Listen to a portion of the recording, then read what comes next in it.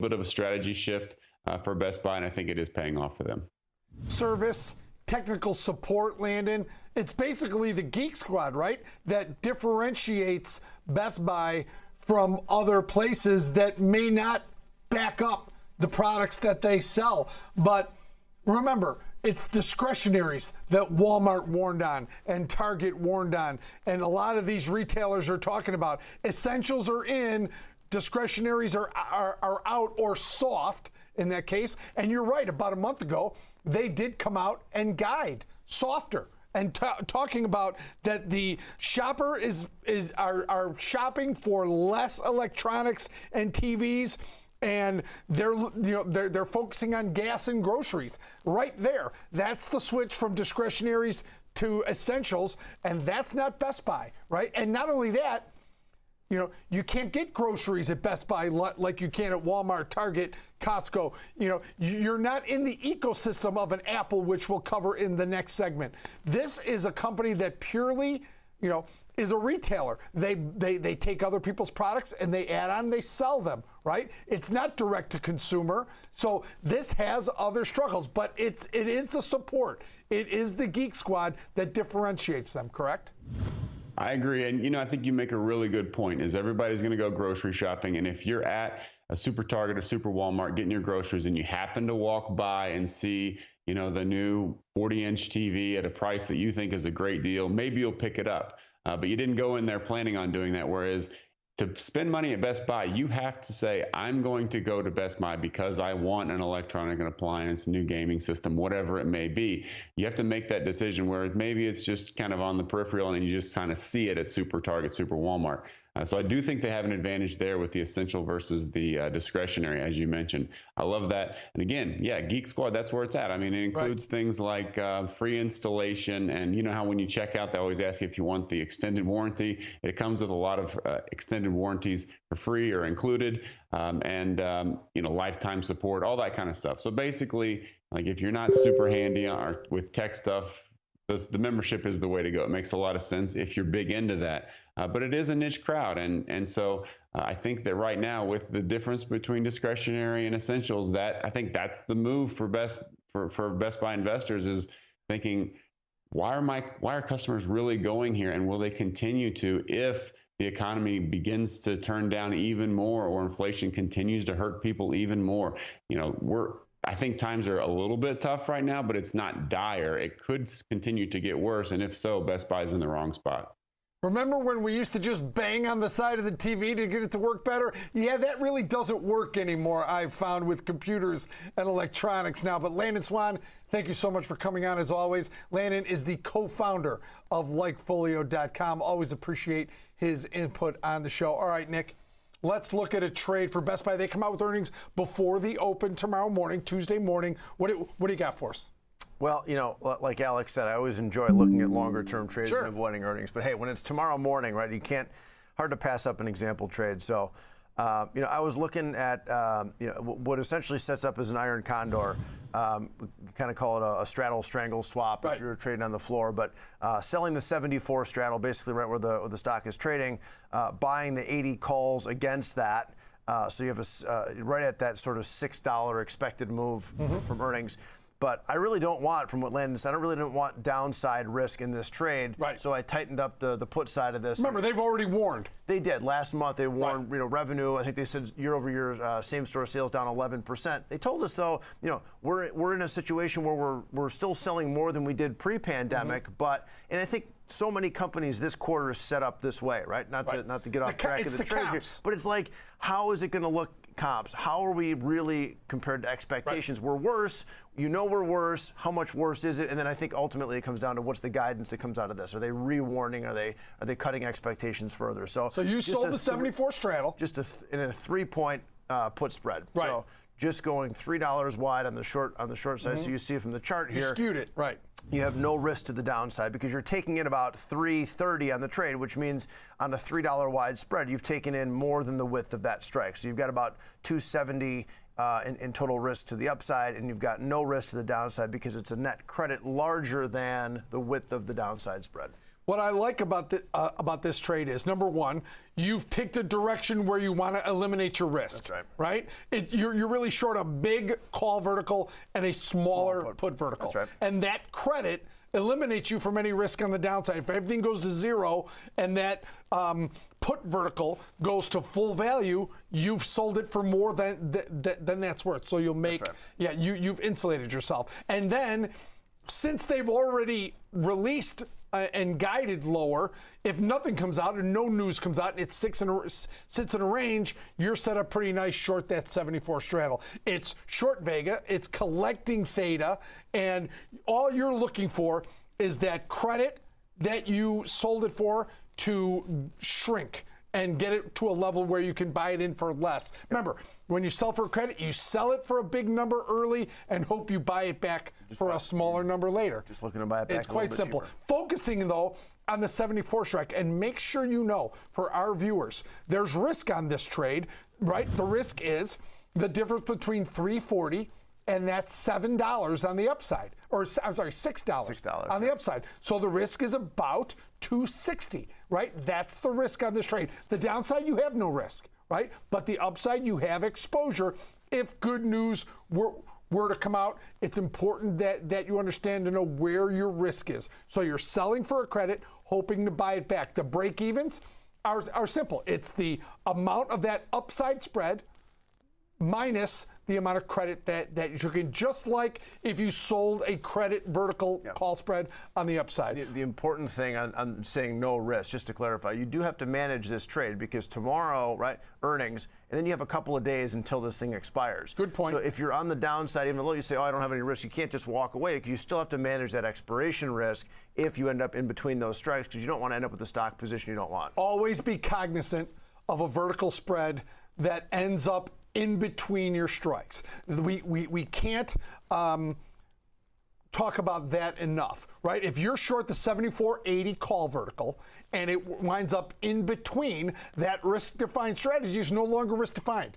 You've got to make an action. Same thing on the downside. Make sure you understand that, and there's assignment risk on any short options. All right. We're going to take our second break and last break of the day. Come back with our final segment. We've talked about the cheaper option. We've talked about the more service-oriented option. Now we're going to talk about Apple and the ecosystem that Apple gives you. Take a quick break. Come back with more Fast Market. See you then, everybody.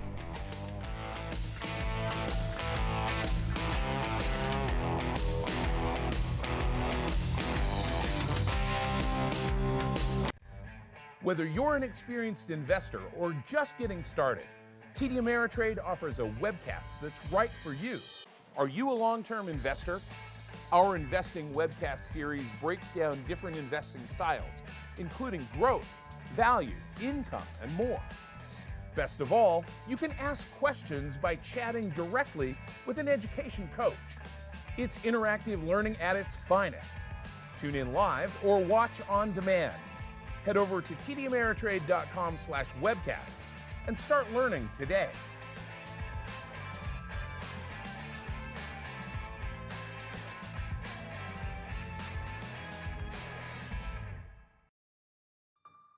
Thinkorswim by TD Ameritrade is more than a trading platform. It's an entire trading experience. With innovation that lets you customize interfaces, charts, and orders to your style of trading. Personalized education to expand your perspective, and a dedicated trade desk of expert-level support that will push you to be even better and just might change how you trade forever. Because once you experience Thinkorswim by TD Ameritrade, there's no going back. TD Ameritrade Network has arrived on the floor of the New York Stock Exchange new location with access to the biggest newsmakers in Wall Street, bringing you in-depth market coverage and real-time trade ideas. Do not miss our exclusive interviews with CEOs, bell ringers, traders, and stock pickers, keeping you informed as you navigate your investments. Don't miss Trading 360 at 11 a.m. Eastern and the watch list at 2 p.m. Eastern, live from the New York Stock Exchange, only on the TD Ameritrade Network. Before diving into the markets, prepare for the trading day with the Market Minute newsletter. Videos, market insight, and more delivered right to your inbox. Go to tdameritradenetwork.com, click on the pop-up to subscribe now. Binge watch the market with TD Ameritrade Network. The dollar, interesting activity. So now I did some deep research into this. People are out of the house and engaging with the U.S. economy. Tune in 24 hours a day, 7 days a week on TDAmeritradeNetwork.com and all your favorite streaming services. You can also take us on the go with our CarPlay-enabled iOS app and our audio-only podcasts. TD Ameritrade Network, available anytime, anywhere, on any device. Ben Lichtenstein here with your TD Ameritrade Network futures market update. Energy's on the move higher to begin the week and attracting some attention as the move up, somewhat counterintuitive to what you'd expect to see with the selling in the indices in reaction to Powell's hawkish tone last week. The Jackson Hole Symposium, the Dow last week fell 4%, the Russell down almost 3%, the S&Ps and the NASDAQ both down over 4%. Crude, the WTI on the other hand, on the move higher and, well, looking to post its fourth weekly gain in as many to 96.43 today, with the prospect of Iranian oil hitting the market getting pushed back further. Brent traded up to 104. Natural gas, heating oil remain at elevated levels, also contributing to inflationary pressures here in the U.S. and the energy crisis in Europe. And it's not just energy when it comes to inflation. How about wheat this morning, up 5%, back to just shy of $8.50 after data from the U.S. Department of Agriculture showed U.S. weekly wheat export inspections slipped by 12% last week. Gold's back to $17.50. That's fractionally higher, but well off the overnight low, down around $17.31. Silver begins the week below 19 after breaking down below 25 back in mid-April on a weekly basis, up only 4 times since. And, well, this comes as the stronger dollar taking its toll on industrial metals like silver and copper. This has been your TD Ameritrade Network Futures Market Update. Now back to Fast Market.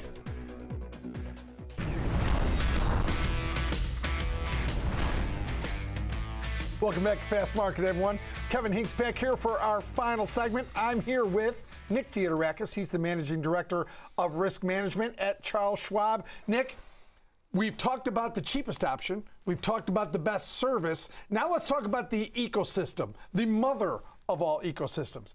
I want to give you a little stat to start. If you buy a Mac or an iPhone or an iPad, that exposes you to Apple's services, which has got 27 different products and services. You can do Apple Store, Apple Music, Apple Arcade, Apple Pay. I'm going to stop there because there's a bunch more, Nick. And what people do is they get in the system, right? Full disclosure, I have Apple, I have a Mac, I have an iPhone, I have an iPad sitting right next to me. I've got the earbuds. I'm Apple. I've got the watch. I'm in their ecosystem. I'm dug in, Nick. I mean, don't pull my security blanket away from me. Tell me about what you're seeing in Apple, our third look where you can buy electronics. Yeah. Why would you go anywhere else when you could just go to Apple? Well, because they don't offer everything, right? I think that the reason for deviation, if you're in that ecosystem, they don't offer everything, right? It's hard to find the connected devices. It's hard to find, your if you want to build a smart home, it's like there's a niche there still that's Apple. So they're dipping their toe into that space, and I'm bringing it up because you didn't mention that one, but the smart wearables, smart in-home devices. Hold on, I've got Tim Cook on line one. He says we do sell everything, Nick. You can buy everything. They're changing that a lot. They really are. They're changing the functionality in home. They're changing kind of how they think about the services and their reoccurring revenue streams. We talked about Best Buy's subscription model. Apple's gone heavy into that subscription-based model, and we think they're going to go even further, right? I'm projecting a bit, but a phone subscription agreement where, of course, they want you to buy the new phone because they make money on that. But if you have the best technology in your hand, they can sell you more services. They can still go down the AR path. They can go down the VR path. You have to have the best device to do some of that stuff. So it's in their best interest to make sure that you have the most cutting-edge device in your hand. But it's tricky to integrate with other stuff. That's the challenge, right? So you go to Best Buy, you get all these options. But if you know you want an iPhone, you don't need to go to Best Buy, right? You can go to the Apple Store, right? If you know you want an iPad, you're probably not going to buy a Microsoft Surface for that need, right? Because it's not part of that ecosystem. And you can point and click on their website, Nick, and it'll be at your house in about 6 hours. It's an incredibly loyal customer base. And we said, Best Buy is best in service, but if you have a problem with an Apple device, the service is pretty darn good there too. They service their products, but they service their products. Their products. They don't service everything. That's correct. Right. So it's a very tight ecosystem.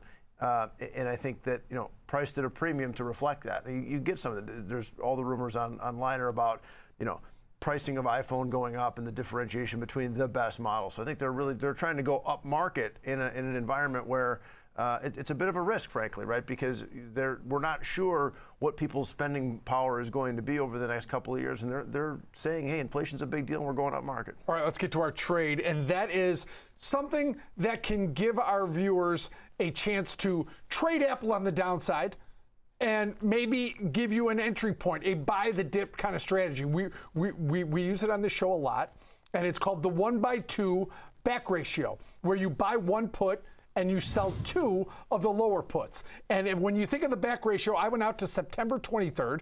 I bought the 155 put and I sold two of the 150 puts. And why? And what does that do? Well, if you think about it, it is a cash secured put, right? With also a long put vertical combined. So what you've done, you've taken some of the bite out of that cash secured put by adding the long put vertical. So you're long one put, the 55, short two of the 50 puts. And what does that do? It gives you a break even on this spread, or a number where you may have to buy Apple stock all the way down. I'll put it up on the screen so we have it. Set slices to break even and put it on the chart. $144 and some change, Nick. And that's where this trade would break even on the downside. So it's got a peak. Where does it have a peak? At the 150 strike, right? Where the put vertical would go to full value and the 50 puts would go out worthless, at or near. Don't try to do that perfectly, but you get the idea of what we're looking at. Now, the risk involved. Nick, go over the risk here. We've got about a minute and a half here, Nick. Go over the risk of the cash secured put. Yeah, so even at that strike, or even at the 150 strike, you're still not just going to let that go to zero, probably, right? You're unless the market's way up and the spread goes completely against you, fine. But you still have very little risk to the upside. The real risk here is to the downside, and you do have to manage that. Even if you pin the strike, you're probably buying those things back for a couple of pennies. So it's probably a tradable trade. That's right. It's a tradable exit, right? You got to manage it. And if you don't manage it, and we end up way down, right below that 145, it's a big range. It's almost $20 lower than we're trading now. But you have to buy that stock. So, a couple of things come into play here, right? One, you need a mental kind of stop on a trade like this. How much, risk am I really willing to take? Because that extra short put's going to become more and more expensive on the way down. So you may be managing this thing if there is a big gap lower, and then you have to make sure that you can afford to buy that stock. If it is truly an entry point, just do the simple math to know you want to buy the stock, and then you're going to hold it. If you do that, you can sell the stock out later. You willing and able. Calls. There's a lot of ways to trade around this position, but there is a bigger downside risk. You have to be willing and able to buy that stock at the end of the day here if you get a move there. All right, that's our show for today, everyone. I'm Kevin Hinks. Thank you so much, Nick Theodorakis, for being on the show today. That's our show for today. Alex Coffey and Jenny Horn coming up next with Next Gen Investing. For all of us here at the TD Ameritrade Network, have a great day, everybody.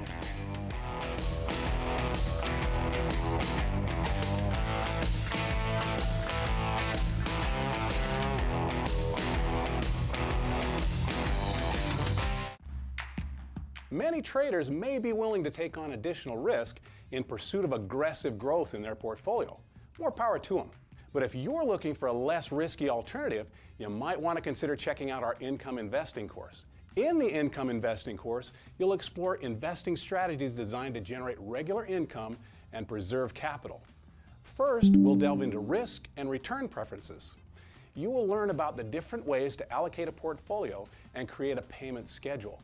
Then we'll take a deep dive into the assets commonly held in income portfolios: dividend stocks, bonds, equity REITs, and cash. You'll also learn about routines for managing a portfolio over time.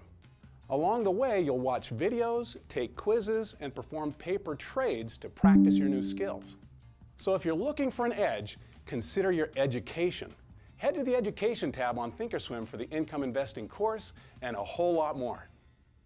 Trading has changed forever as a new generation of investors make their impact on markets. It's more important than ever to navigate through the frenzy of meme stocks, IPOs, and the next wave of tech. And that's where we come in, discussing strategies and example trades on trending names.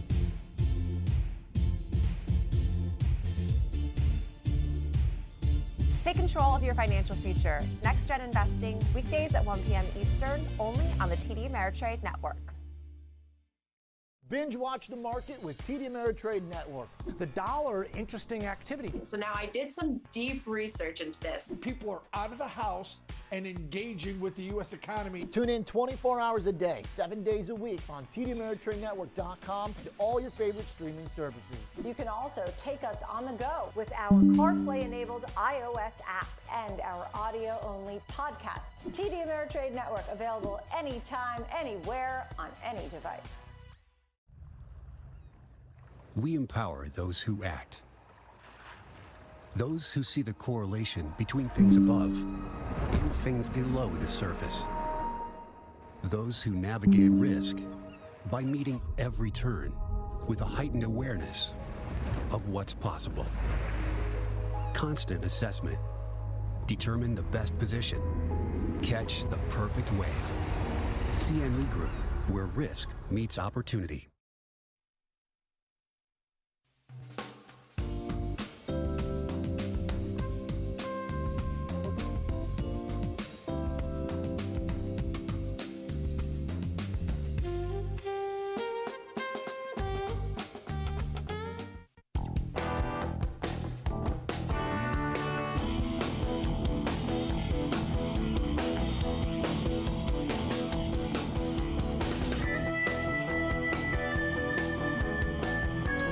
Good Tuesday morning, everyone. It's August 30th. It's time to talk futures here on the TD Ameritrade Network. Thanks for joining us. I'm your host, Ben Lichtenstein. We've got a lot to cover here this morning, so let's get started right away, like we do every single day without delay. First and foremost, look at international markets. They oftentimes set the tone for us here in the U.S., and, well, nothing really to hang your hat on in terms of Asian markets as they closed very much mixed. You can see the Hang Seng, the Shanghai Composite, the Nikkei not providing a lot of directional conviction one way or the other for European markets, which are actually positive into their late day trade. Probably a better representation of what we're seeing here in the U.S. All four majors across the board are gaining, led by the tech-heavy NASDAQ, up by about 1%. The other three majors, you can see the ES, the Dow, the Russell are enjoying a 0.5% gain, or, well, slightly better than that, I guess, in the case of the ES, up around 0.7 here as we await the cash open. Let's check in on some of the other top traded products that you should be watching today and throughout the week. You've got the dollar hanging out the mid-108 handle, gold at, well, just below 1755. Crude coming off here overnight, down 3% to 94. It's been a kind of volatile start to crude oil this week, and, well, we've got the VIX here at 25, a reflection of what we've seen in terms of some of the indices coming off the last couple days and then trying to recover here today. And, well, let's get into what's behind some of the price activity we're looking at and how this morning there's a collage of focal points for investors and traders as we await the cash open. Let's begin with the four majors. Again, the ES, the NASDAQ, the Russell, and the Dow higher ahead of the open here as we await that opening bell. And, as mentioned, trying to snap a two-day slide, the worst since June. Now, this comes after comments from Fed Chair Jerome Powell at Jackson Hole Symposium sent the market into a tailspin. Minneapolis Fed President Neil Kashkari said that he was actually happy to see the market coming off in reaction to Powell's comments. Kashkari talked about how committed the Fed was to raising rates and how the most costly mistake would be to back off too soon. He said the selling shows how people now understand the seriousness of their commitment to getting inflation back to 2%.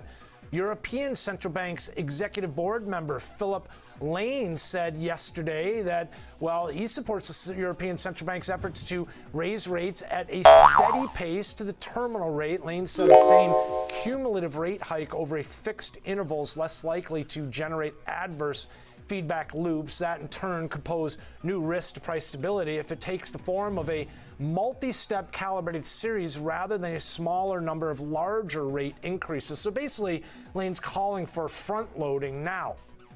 In addition to all the focus here on rates and central bank activities, we head into the month of September. We've got some quarterly results to keep an eye on today and throughout the week for that matter. This morning ahead of the cash open, Best Buy reporting Well, shares are up here after reporting EPS coming in better than expected. There you can see it, $1.54, consensus for $1.29. Revenue also topping expectations at $10.33 billion. They were looking for $10.24. I did see enterprise comp sales were down 12%. 12.1 to be exact. They said second quarter domestic comp sales down 12.7. They said comp online sales came in down 14.7%. They see third quarter comp sales down more than 12%, and fiscal 2023 comp sales down 11%. So in addition to that, we've got some data to keep an eye on here today. A busy day in terms of numbers here. Just at the top of the hour here, or I should say as we close out the show this morning, we'll get Redbook. Also, later on, we're talking about the house price index, the FHFA. That's at 9 a.m. Eastern. Again, as we close out the show, as well as the consumer confidence a little bit later on this morning, and our first look at the jobs reports this week, the job openings, again, which have been at record levels. It'll be curious to see if those come off any. Okay, speaking of coming off any, we haven't really come off much from the highs that we saw in the overnight session in the ES up to 40.72. This is the 1 minute time frame. Now, we don't often start with this more granular look, but I just wanted to kind of focus in on some of the bid activity that everybody's getting excited about this morning. And well, I think we shouldn't spend too much time on this bid activity because, well, for one, it's the 1 minute time frame. For two, because as you put it in perspective, you're going to see here that this is really the bigger move that I think you should be aware of. The move off that 4,200 level, really off 4,300 from earlier this month, but the swift move down to 40.06. Now, this coincided with the 50-day moving average, a test of, which we'll look at in just a minute. But here you can see we're just kind of grinding higher. So everybody's getting excited about this bid, the fact that we're up 0.75%. But I want to remind you that we're just barely above the highs from yesterday. In fact, we're trading right on them or just below right now. And here you can see nowhere near the highs that we saw again Friday ahead of Fed Chair Jerome Powell's testimony. Now, stepping away from the 5 minute time frame and the selling we saw Friday's highs 42.17, I just want to point out that we're, well, still, again, that high, I should say, at 42.17 was not the high for the week. In fact, that was up around that 42.21 level, if you remember. And then we sold off again into the close Friday and just kind of grinding our way back. So this chart really helps us kind of put things into perspective in terms of the rally in the overnight session as far as where things stand this week relative to last week. Here, this is the hourly time frame, and this is going to help us put into perspective some of the selling we've seen off the August highs relative to the bid off the July lows. So again, a significant move up through 3,800 all the way to 4,300, which keep in mind as we look at the bigger picture daily chart, you're going to see that move to 4,300, everyone. That was almost 700 points off the June lows. So again, we just looked at the move off the July lows, the extension in August up to that 4,300 high, which keep in mind coincided with the May highs and how we've rolled over that off that level since. Now, this puts us right back to the 50-day moving average. You can see that, well, basically since the beginning of the year, the ES hasn't spent a lot of time above that closely watched moving average. So this is a key test here right now. As I mentioned, those lows this week down to 40.06 touched on that 50-day moving average. And the ES a pretty good representation of all four of the majors here in terms of testing this closely watched level. Also, the ES a pretty good representation of all four of the majors in terms of looking at the retreat away from the recent test of the 200-day moving average. That rally off the June lows brought it up to the longer dated moving average, but again, unable to take that out, and you can see the retreat there away from it. Now, I do want to point out that some of the recent selling has the VIX elevated again back off the lower levels that we saw back in the middle of August and back above the July lows. So up around 25 here, something to keep an eye on here as we watch some of the selling, and investors really just trying to digest everything that's been playing out as they're on the edge of their seats, and this market very headline driven. Okay, that's a good look at some of the top stories, what's on the minds of traders as we await the cash open and get into some of the bigger picture discussions here on the show. And to help us doing that, we have Matt Smith this morning. He's the lead oil analyst of Americas at Kepler. Matt, always great to have you with us. Welcome. Crude coming off in the overnight session. We just pointed out you're down by about 3.25% as we speak. Talk to us about what's behind the move lower. Yeah, sure, Ben. I think we're just seeing a bit of a reversal from yesterday's emphatic rally. Yesterday we saw equity markets coming off, but there's been unrest in Iraq in recent days, unrest in Libya as well. And so some of those supply concerns coming back to the fore really drove up prices yesterday. And I think we're just seeing a bit of a reversal of that so far today. So really net versus where we were after the weekend, there's not too much changed here. Matt, the move off the lows that we saw last week, recently down around that $85 level, back as we neared 100 again, back to 97 very recently this week. In fact, the overnight session highs, it looked 97.66. I mean, just a couple bucks off that kind of psychological $100 level. Can you talk to us about that move up from 85 back to 97? It seemed to be driven by kind of the pushing back of some of those expectations that some of that Iranian oil would hit the market ultimately, as it looks like the nuclear deal discussions, it seems like at the best we could see a deal come September.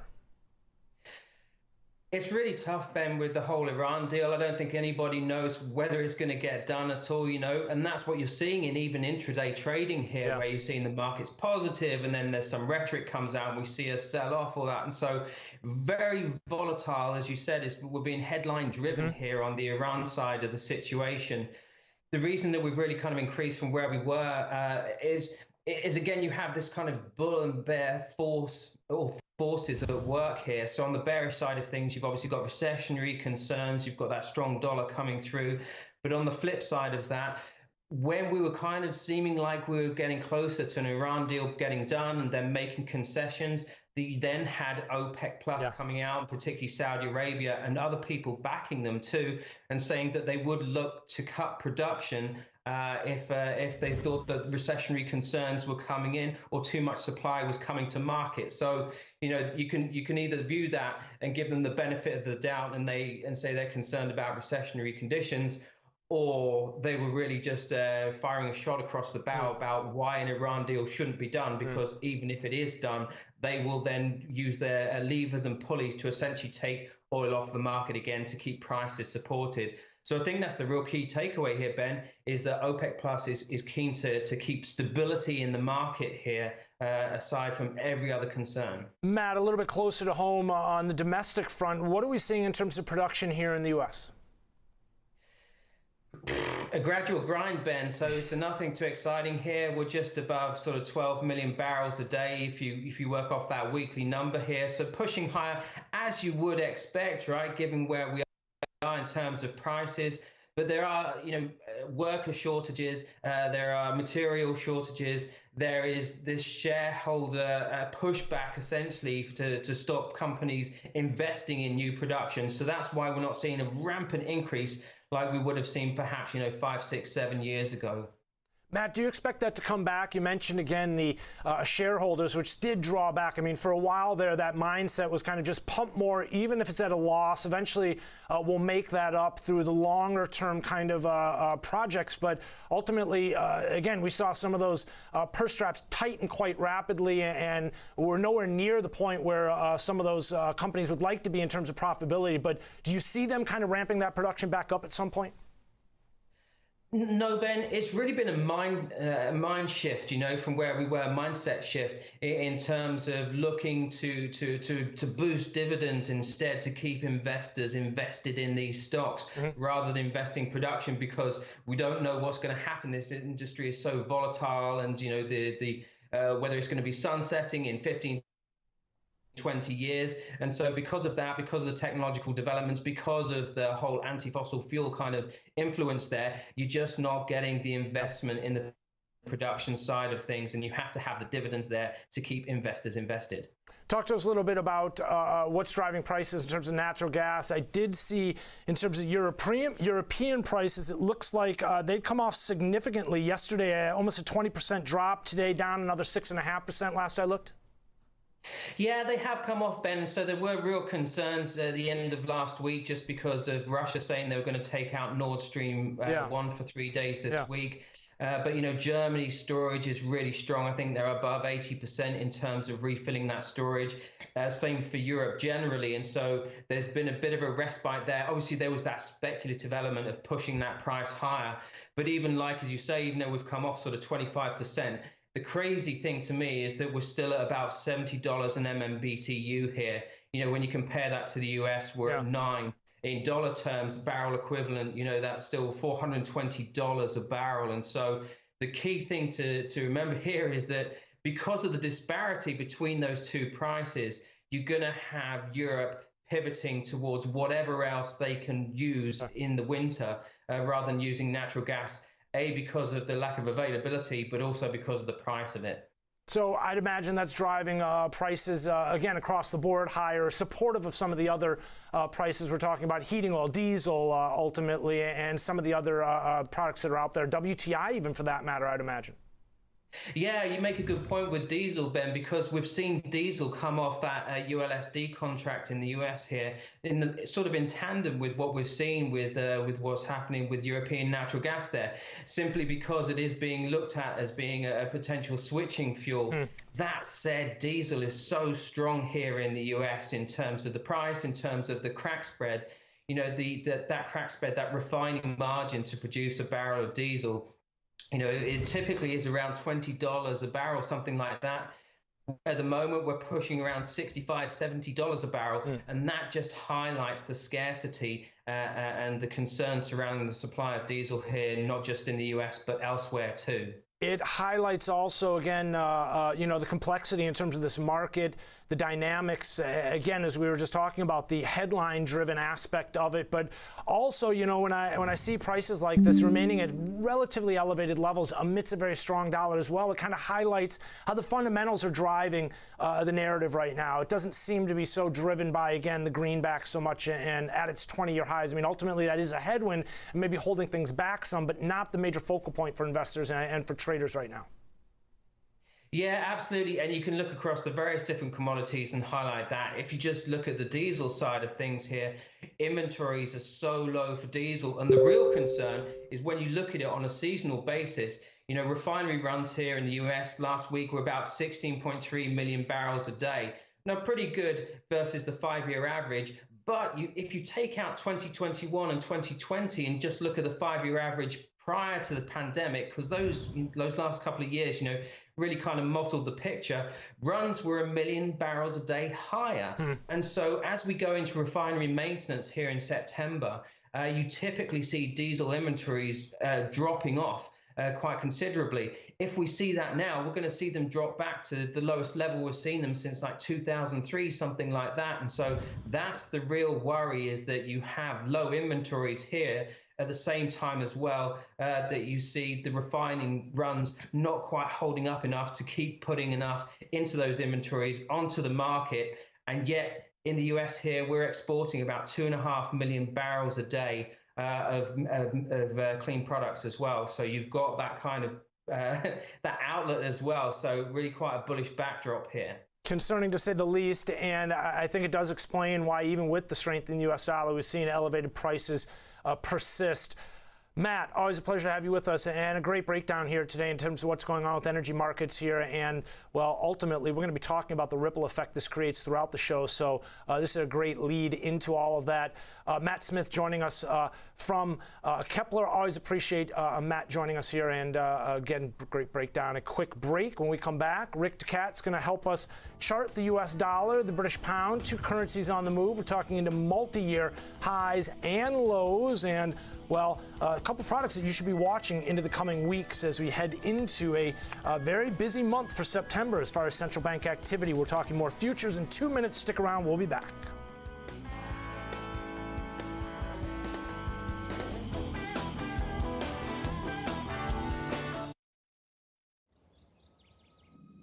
We empower those who act.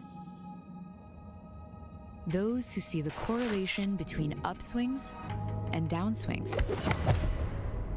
Those who manage risk by meeting each obstacle with a perfectly executed strategy, a measured approach, the right tools, driving accuracy. CME Group, where risk meets opportunity. Whether you're an experienced investor or just getting started, TD Ameritrade offers a webcast that's right for you. Are you a long-term investor? Our investing webcast series breaks down different investing styles, including growth, value, income, and more. Best of all, you can ask questions by chatting directly with an education coach. It's interactive learning at its finest. Tune in live or watch on demand. Head over to tdameritrade.com/webcasts and start learning today.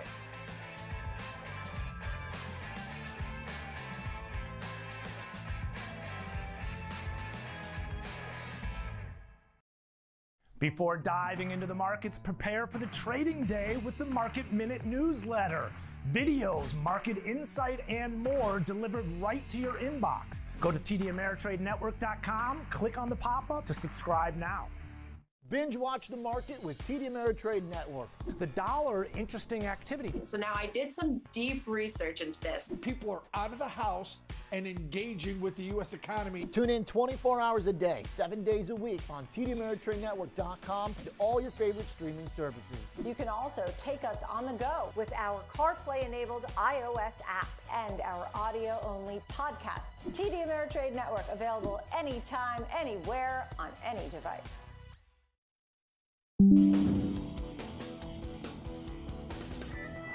Welcome back to the Future Show here on the TD Ameritrade Network. It's time to talk technicals with Rick Ducat. We've been focusing on the U.S. dollar, the bid we've seen back to multi-decade highs. Rick is a contributor here across the TD Ameritrade Network. He's got his eye on the greenback into these upper levels we've seen in the mid-109 handle. Rick, good morning, welcome.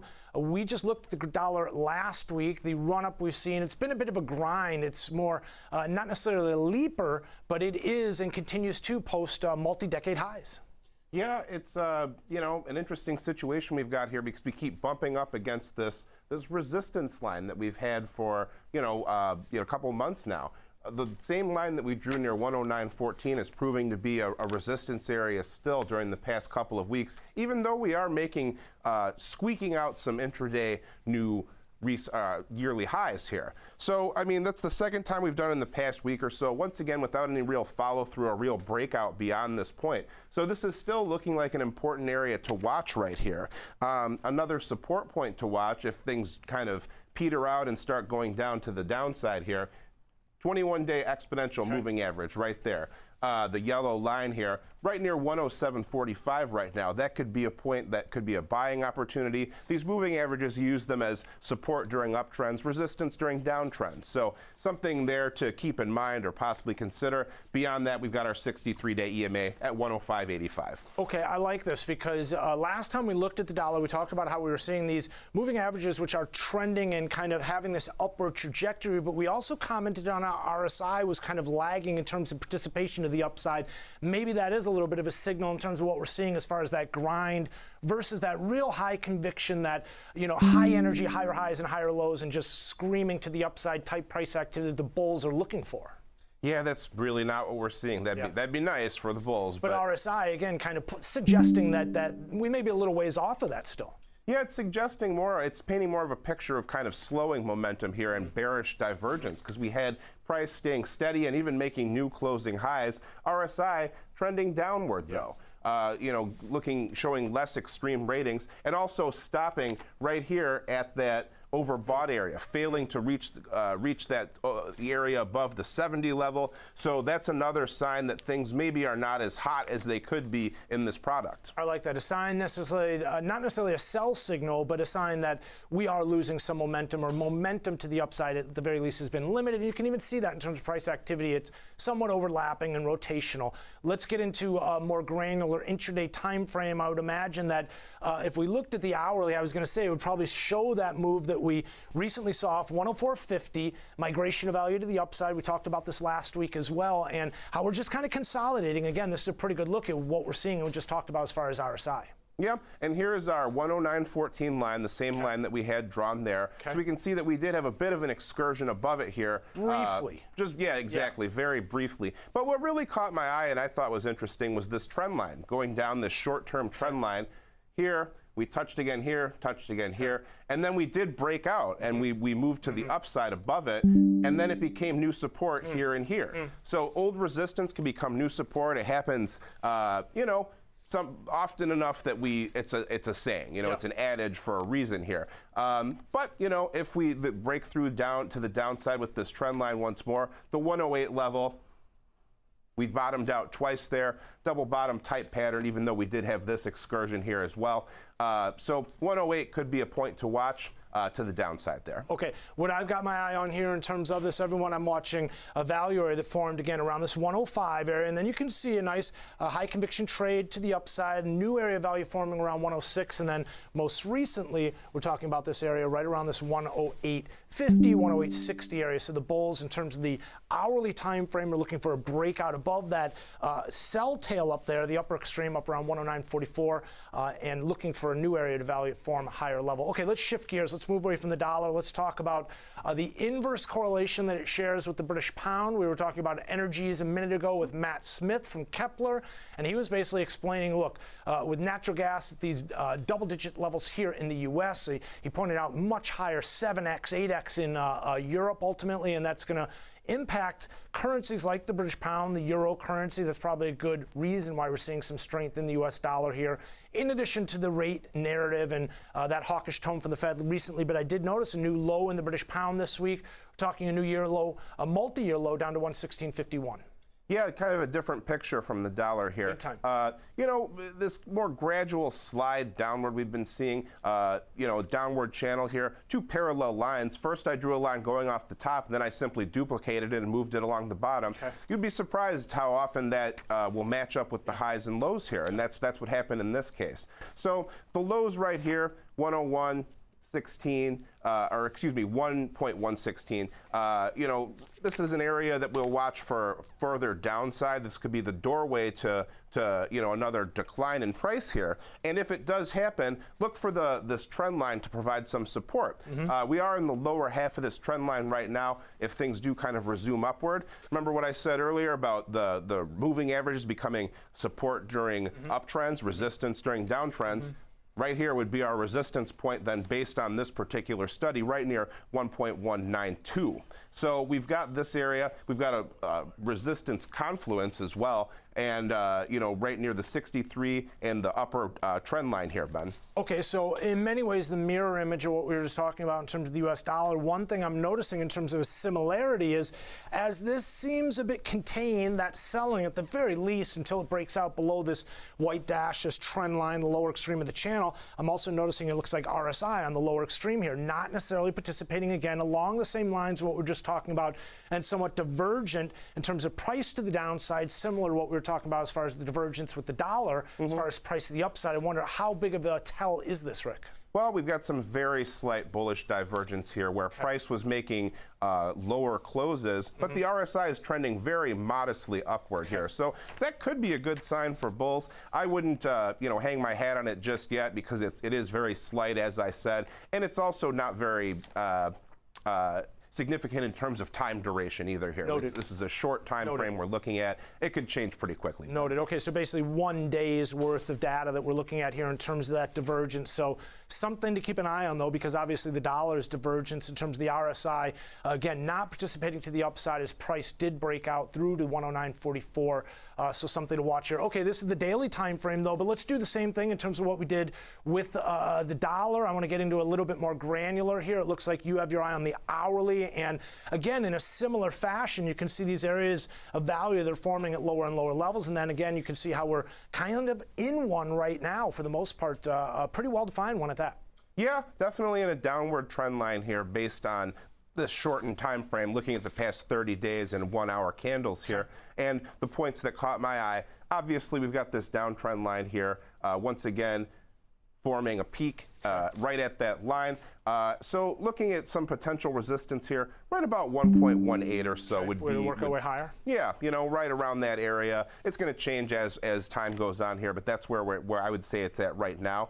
And in terms of the range we've been establishing, red line, double top at 1.188, and the lows right here, 1.165. So kind of bookended by these two levels here. Could be an interesting situation here, especially if price breaks to the downside. Could be, you know, in for a rough ride. And in a very similar fashion, I kind of want to fat cran this one. As I look at this, I see kind of a couple areas of balance that have been forming here. Basically, we're talking right around 117.50, coming off the one that had formed around 121.50. Rick, these are trends that have been very long in the tooth. And I remember a couple months ago, we talked about participating in the direction of these trends somewhat reluctantly, though, in terms of paper money trades, saying, look, this is kind of like, if you're a baseball player, a pitch coming across the plate, you swing if it's a strike, right? You don't know if it's going to be a ground ball, if you're going to line out, if you're going to hit it out of the park, or just simply a base hit. But ultimately, as a trader, you swing at strikes and or take positions on in the direction of the trend if that's what you're looking to do, or counter trend. But as a trader for you, when you see a trend like this, long in the tooth like this, where do you stand on it? I mean, I'd imagine you would advise if you're not participating in it, it's not necessarily a reason to counter trend trade it. Yeah, that's a tough one because when something has been going on for a while, you run the risk of jumping in too late. But that being said, there's no reason the trend can't continue just going the same way. So really what you'd want to do, I think, is look for one of these appropriate points to enter where it's bumping up against a trend line or one of these moving average lines. I like that. That's the whole point of kind of using these, is to find attractive entry and exit points. So that would kind of be my thought, is that continuation is more likely than change, as you say. So you'd still want to try to be trading with the trend even if it is going long. There's a reason why they say the trend is your friend, and I think that's great advice, Rick. There's two things in terms of trading, in my opinion, and identifying the trend, determining whether you want to trade with it or against it, but then looking for a favorable location to get into that trade ultimately, and know when you're wrong. I guess the list goes on now that I think of it. It's more than two important things. Rick DeCat joining us here to talk technicals. He's got his eye on the dollar, the British pound, the well-defined trends that we've seen there. He thinks you should be watching them as well. We're going to take a quick break. Stay right where you are. When we come back, we're talking more future. Scott Bauer joins us, the CEO of Prosper Trading Academy, to break down the financials in terms of what's going on. We'll get his thoughts on the fundamentals now that we have the technicals in terms of the pound, the dollar. We're talking more futures in just 2 minutes. Stay where you are. We'll be back.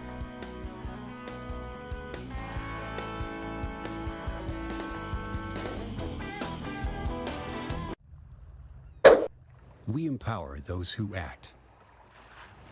Those who see the correlation between things above and things below the surface. Those who navigate risk by meeting every turn with a heightened awareness of what's possible. Constant assessment. Determine the best position. Catch the perfect wave. CME Group, where risk meets opportunity. Many traders may be willing to take on additional risk in pursuit of aggressive growth in their portfolio. More power to them. But if you're looking for a less risky alternative, you might want to consider checking out our income investing course. In the income investing course, you'll explore investing strategies designed to generate regular income and preserve capital. First, we'll delve into risk and return preferences. You will learn about the different ways to allocate a portfolio and create a payment schedule. Then we'll take a deep dive into the assets commonly held in income portfolios: dividend stocks, bonds, equity REITs, and cash. You'll also learn about routines for managing a portfolio over time. Along the way, you'll watch videos, take quizzes, and perform paper trades to practice your new skills. So if you're looking for an edge, consider your education. Head to the Education tab on Thinkorswim for the income investing course and a whole lot more.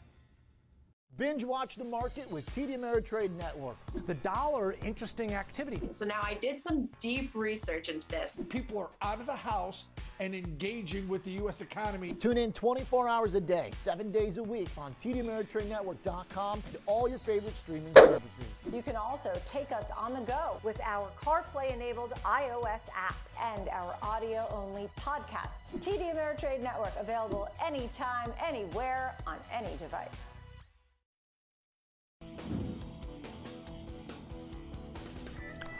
Hey everyone, welcome back to the second half of the Future Show. Less than 60 minutes away from the cash open for stocks on Wall Street, and well, still lots to cover here this morning. I did notice the indices giving back some of the gains that we pointed out at the top of the show here. All four majors still holding on to about a 0.5% gain, but coming off those overnight session highs here. Let's talk financial markets with the CEO of Prosper Trading Academy. Scott Bauer joins us to help us do just that. Scott, good morning to you. Before we get into Good morning. The U.S. dollar, some of the currencies, rates, and treasuries. I want to just get your thoughts on the bigger picture here in terms of what's playing out. We started off the show talking about some of the selling we'd seen off the comments from Fed Chair Jerome Powell Friday, trying to recover off those extreme lows.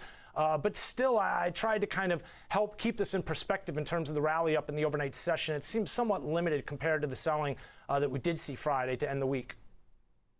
Yeah, there's no question right now, Ben, that it's a sell-first environment, and that any sort of rallies will probably be met, with a lot of caution and a lot of selling there. There's no question that for the next couple of weeks until first off, we get the big jobs number on Friday, then we get CPI next week. So there's two big reports that are going to solidify, what the Fed is going to do. So this volatility is going to stay in until there's any sort of clear cut, if there will be, decision what the Fed is going to do. It is a sell-first environment. Scott, talk to me. It sounds like you still think there is some debate in terms of 50 versus 75 in terms of what these numbers show, like they're not necessarily established, already preset glide path. No, I don't think they have. I mean, I do, it certainly is leaning towards the 75, but I don't think they've made up their mind yet. Again, with jolts today, and then, like I said, the employment report, and then CPI, that's a lot of major data, Ben, that the Fed has to take into consideration. Okay.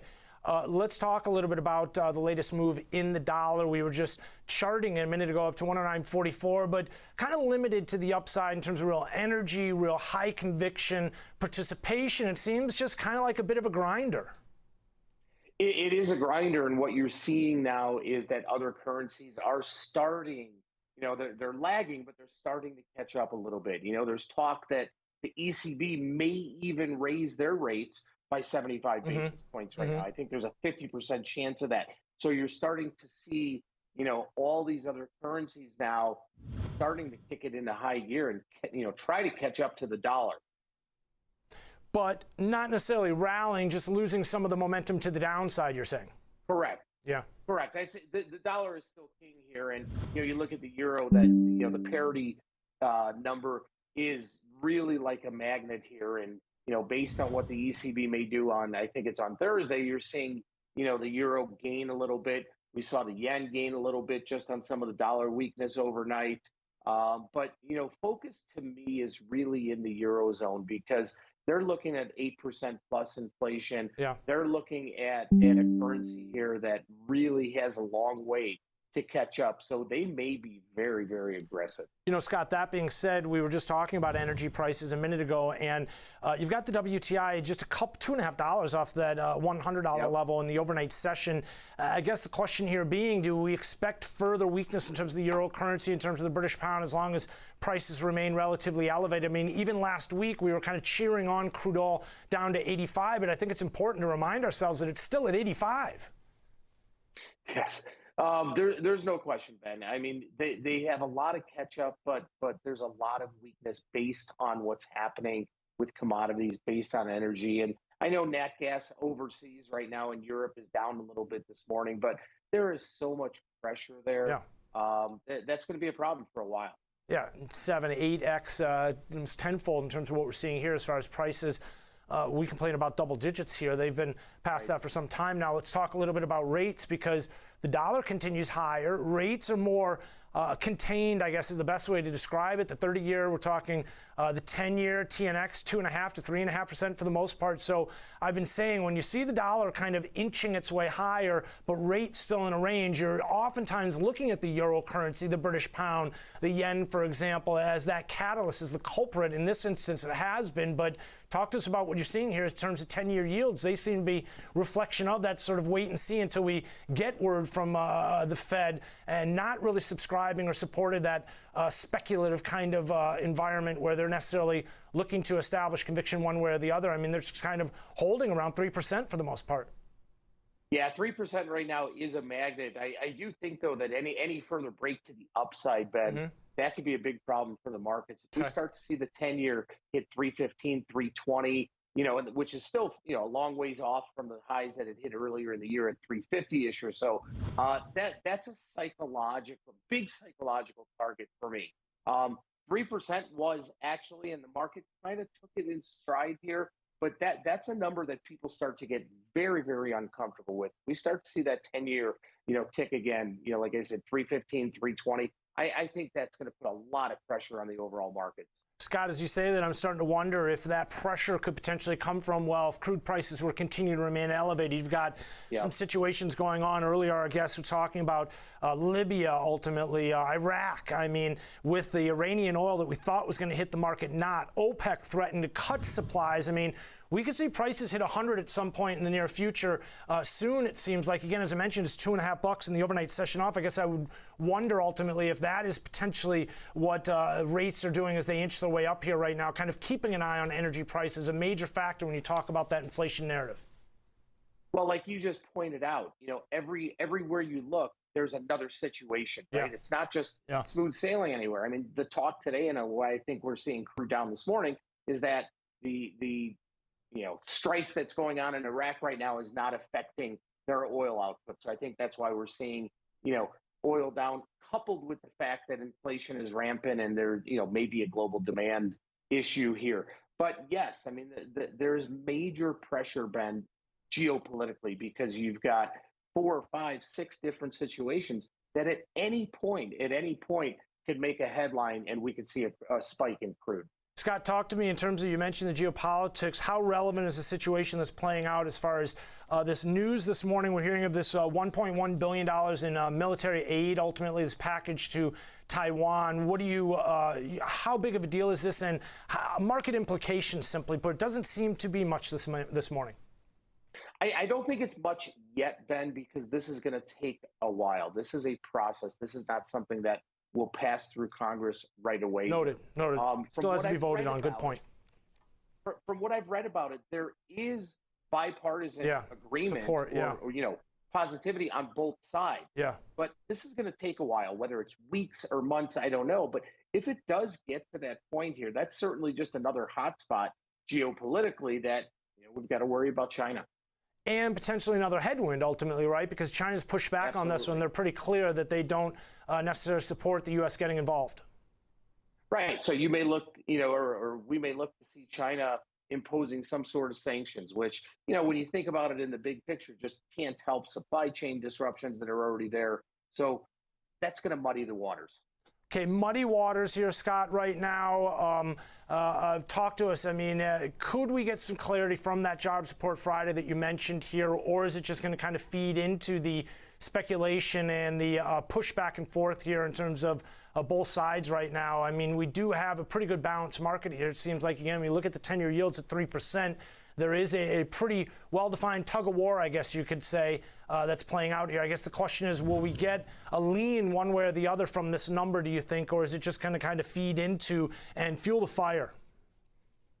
I think we will get a lean, Ben, and I think if anything, we're gonna get a number that is either that's going to solidify the Fed getting 75 points if this number still shows that the employment picture is robust. I think that's where the market is going to lean. If it's a number that's right in line, lower than expectations, I don't know that we see a big drop off in what the expectation it would be, from the CME FedWatch tool, looking for a 75-point hike. But if we see a strong number here, I think that all but solidifies that's what we're going to get. It's got a strong number. Do you think it's more a reflection of a strong economy, or and kind of, again, not your textbook, not your textbook recession, or is this a reflection? I guess the question is of similar to the housing market, when you have rates on the rise, you see buyers coming off the sidelines a little bit more rapidly, trying to take advantage of the situation at hand. Are these potentially just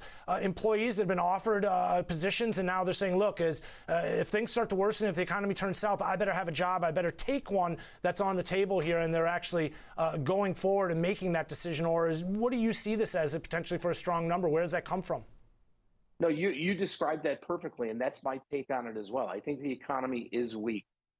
This will not be a reflection of the overall economy. It is a reflection of, like what you just said, people now, they're going to start to say, coming out of the woodwork, I've got to do this. Yeah, exactly. I've got to do this because, I've got to pay that extra 15% energy bill the next couple months or whatever it is. So I do think that it is isolated towards the jobs market. I do think that the economy is very weak right now. You know, now that you say that, in terms of inflationary pressures, ultimately that would force one to take a job offer that they weren't necessarily so keen on initially, but as that pressure builds, ultimately you've got to, you know, pay those bills. So, Scott, appreciate you joining us here. Always a pleasure to have you with us here, and thanks for sharing part of your Tuesday with us. Scott Bauer, the CEO of Prosper Trading Academy. We're going to take a quick break, but stick around because, well, up next, my chart of the day, Kevin Hinks joins us. He's got a paper money trading crude this morning, and, well, simply put, your position properly. You're watching the TD Ameritrade Network. Stay where you are. We'll be back in 2 minutes.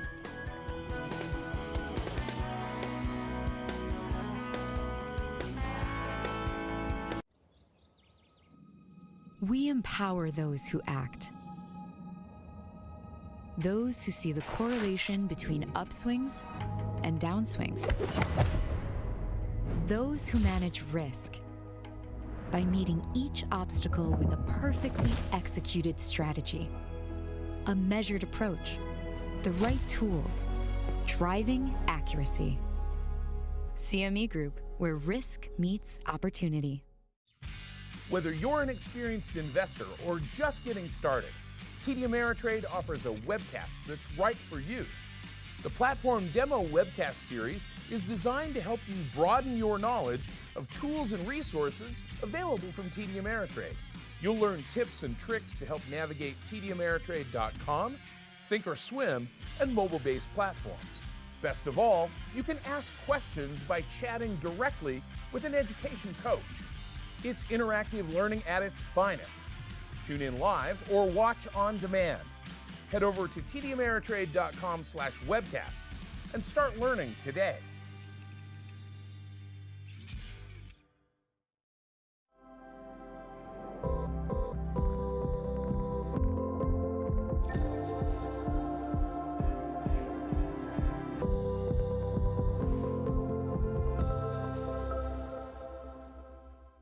TD Ameritrade Network has arrived on the floor of the New York Stock Exchange new location with access to the biggest newsmakers in Wall Street, bringing you in-depth market coverage and real-time trade ideas. Do not miss our exclusive interviews with CEOs, bell ringers, traders, and stock pickers, keeping you informed as you navigate your investments. Don't miss Trading 360 at 11 a.m. Eastern and the watch list at 2 p.m. Eastern, live from the New York Stock Exchange, only on the TD Ameritrade Network.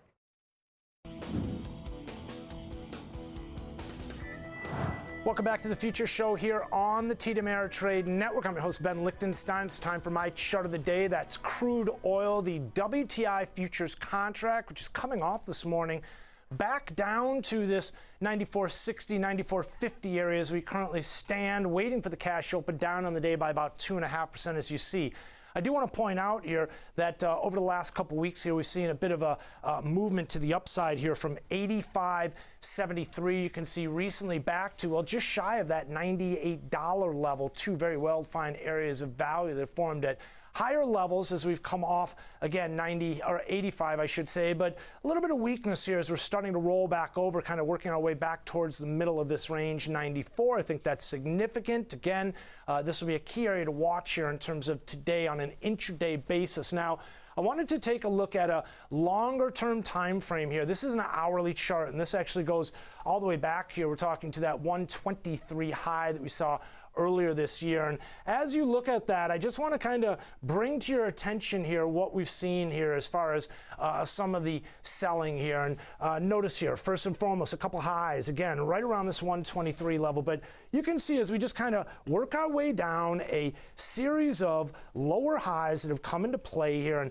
this kind of consolidation that's starting to form here below the $100 level. So we're kind of losing some of that momentum to the upside or to the downside here, but not necessarily rallying back here or taking out key areas. The biggest area I'm watching right now, and I think you should be dialed in on, is roughly that $100 level because, again, of the, well, for one key psychological area here that represents, and then also, as you can see, there have been a couple highs here throughout the month of August up around this $100 level as we have come off, taking a further step back away from the more granular 5-minute time frame, away from this hourly, the 60-minute candles. You can see on the daily time frame, the very well-defined trend environment to the upside, the recent test here of the lower extreme. And as you look at that move higher here, I just want to bring to your attention here in terms of what we recently saw, this test of the key area, again, this $90 level, and how well you can see that a brief visit below, but look at the bigger picture consolidation that's forming here.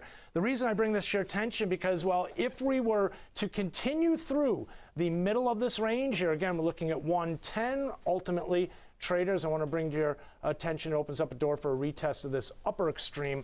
We're talking up around 130. So, again, this is important. You have a trend environment to the upside. You've got a market fundamentally, we were talking earlier in the show about, well, very supportive of this trend higher, right? The move that we've seen not only from 85 back to just a couple bucks shy of 100, but on the bigger picture here, we were just looking at from 62 all the way up to 130. So testing the lower extreme of range that we've been in, a trend environment to the upside. If we find support here, simply put, and again, through the middle of that range that we just established, we'll call it 85 to 130, through 110, this 105, 110, 115 area, that could build momentum to the upside. And, well, that could create a headwind, as Scott Bauer just talked about, for the indices. Ultimately, crude prices here, well, it sounds like we're not out of the woods in terms of that being a factor to consider as far as inflation. Let's bring in Kevin Hinks to get his thoughts on this and what we're seeing here in terms of some of the recent price activity, some intraday swings, to say the least. Kevin, it does sort of point to, well, first and foremost, welcome.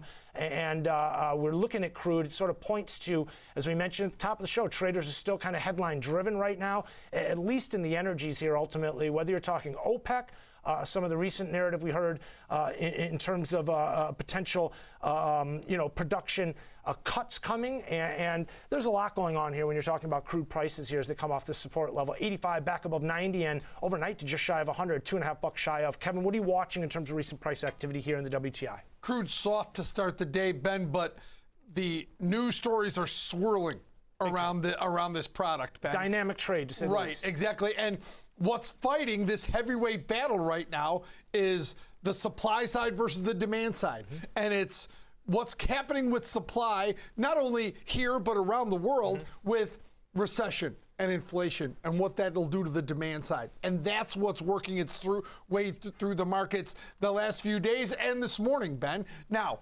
does the short-term fear of recession, does the look at inflation change the overall supply narrative of crude oil? It's hard to say. I mean, Scott Bauer was just on. A lot of people are talking like this sell-off here is for buying. If you think that the problems with crude oil around the world are still there and not going away, right?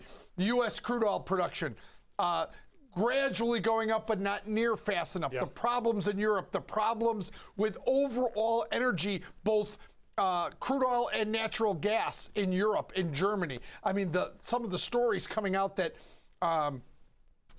Germany spends 1% of their GDP on energy, and now it's going to go up to as much as 8% on energy. The stories that are starting to leak out of Europe are alarming, Ben, and that's causing issues in the energy complex and across the board, Ben. It's all of them. We're focusing on crude oil here this morning, Ben. Okay, so to that point here, I kind of think of the crude market, oftentimes a very complex market, to say the least. You've got, as you mentioned, the supply plus the demand narrative to focus on. You've got the U.S. dollar, which I don't want to get into right now because it doesn't seem to be such a factor to consider. This is a microeconomic problem, and the dollar relationship with commodities is more macro. Okay. This is clearly a micro problem. So the supply of the demand narrative, as complicated as it is, very simple when you compare and kind of square it with everything else that you just talked about in terms of what's playing out as far as the recession, the concerns as far as demand that brings into play. I mean, a very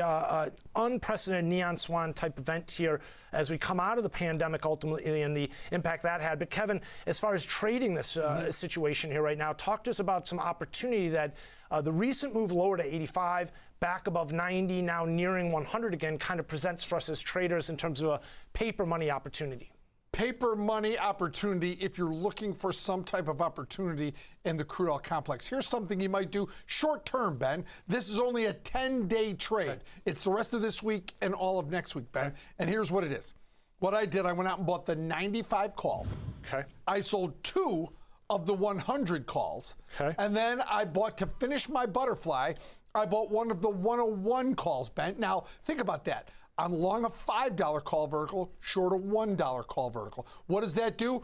It lowers the price of my call vertical that I buy on the $5. This total package is only about $1.56, and that's going up already from this morning, Ben. Okay. So, and what you do is, on the upside, if the underlying were to go through 100 and through 101, you're insulated from any losses on the upside, Ben. This locks you in, as you can see, at that higher level of profits up there, Ben. Because why? Well, you've got a $5 spread that can go to $5.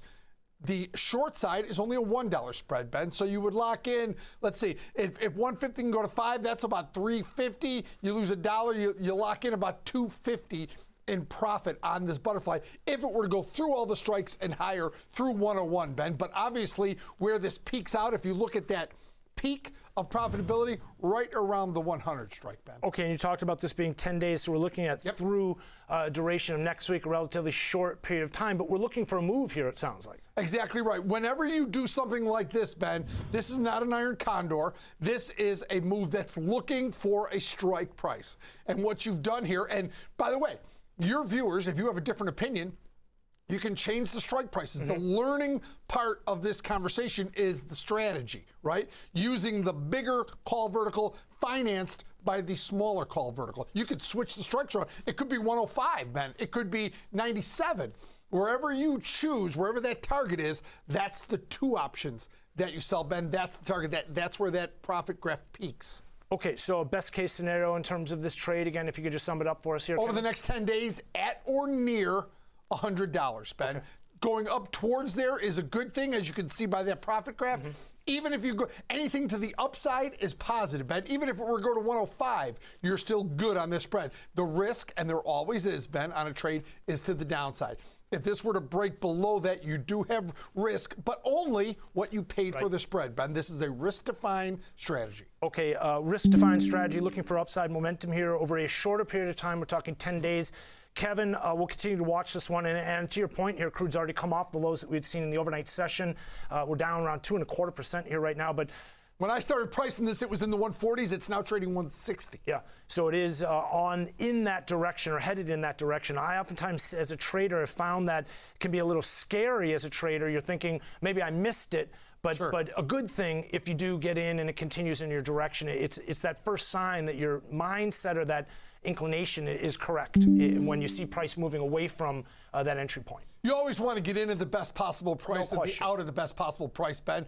But you can't worry about those the low tick. Right, exactly right. That is a fool's errand, Ben, to look for that perfect trade every time. Yeah, and especially if there's momentum building here, oftentimes the market doesn't give you a lot of time to buy that lower tick or put a limit order in. You have to be a bit more aggressive. Kevin, talk to us a little bit about a couple names that are attracting some headlines this morning, raising eyebrows and attention. I noticed Best Buy. Right. A little bit look like some disappointing results. Disappointing results, but not as bad as expected, Ben. Okay. They're talking about overall weakness in their business, but the expectations, remember, they guided about a month ago. So the numbers came in better earnings per share than expected, better revenue. They guided lower, but not as bad. Okay. So Best Buy is actually up fractionally pre-market. Now, let's go to the rest of the day. After the close today, we'll get CrowdStrike. Okay. A couple tech names. Exactly. And Chewy, the online pet supply store. So those are two good names. Remember, we're in the last third now of earnings season, so the names are going to thin out. We've got some good ones later in the week, Broadcom and Lululemon, but today, Chewy and CrowdStrike. Okay, a couple names to keep an eye on. And then, Kevin, lastly, in terms of the broader market here, everybody's getting excited about this rally. I tried to help kind of keep it in perspective in terms of some of the selling we've seen off the highs from Friday. I mean, yes, well off the lows, recent lows that we saw down around that level that we saw Friday evening, Sunday night into Monday morning. We've tried to rally back, but what are you watching as far as the broader market and its attempts to recover and kind of shrug off some of the hawkish tone from Fed Chair Jerome Powell? The market showed pretty good resilience yesterday in that it didn't continue the downside and it worked its way back towards unchanged. Now, it faded at the end of the day. It's rallied overnight. on some overall good news out of Germany that maybe their problems aren't as bad. I'm very cautious on that news, Ben, but certainly futures are already off their highs this morning. You know, this could be a day. If you were bullish this market, I think you'd rather have it open down, Ben, but you're up to start the morning. Let's see how it lasts. It's already off its highs. Off the highs, up this morning, up about 0.5%, but still hanging out near last week's lows. Kevin Hinks, check him out throughout the day here on the TD Ameritrade Network. Thanks for joining us for futures. Stick around. Oliver Rennick's headed your way next with Morning Trade Live.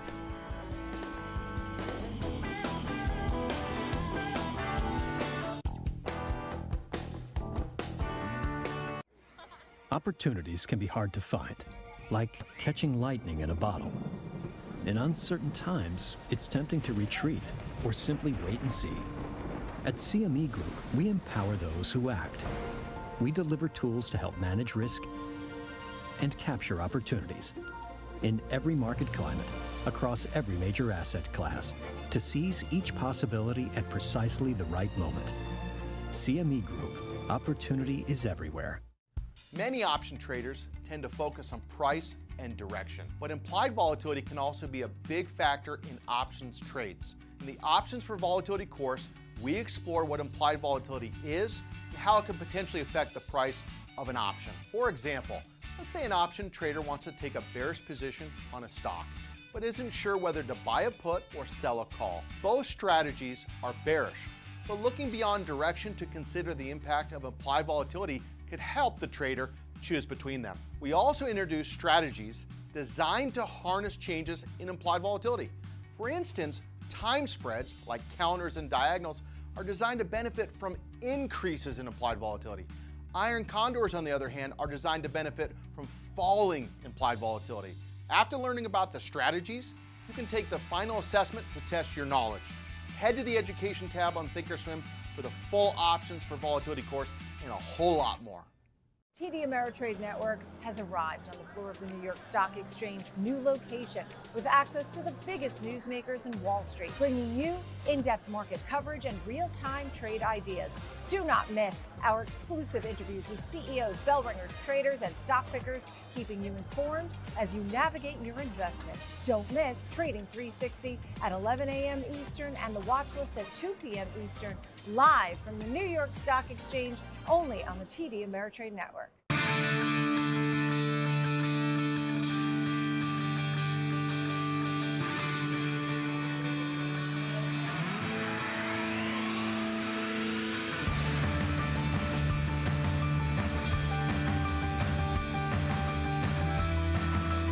Morning and welcome to Morning Trade Live. I'm Oliver Rennick. It's Tuesday, August 30th. We're closing out the summer, and it's been volatile here the last couple weeks.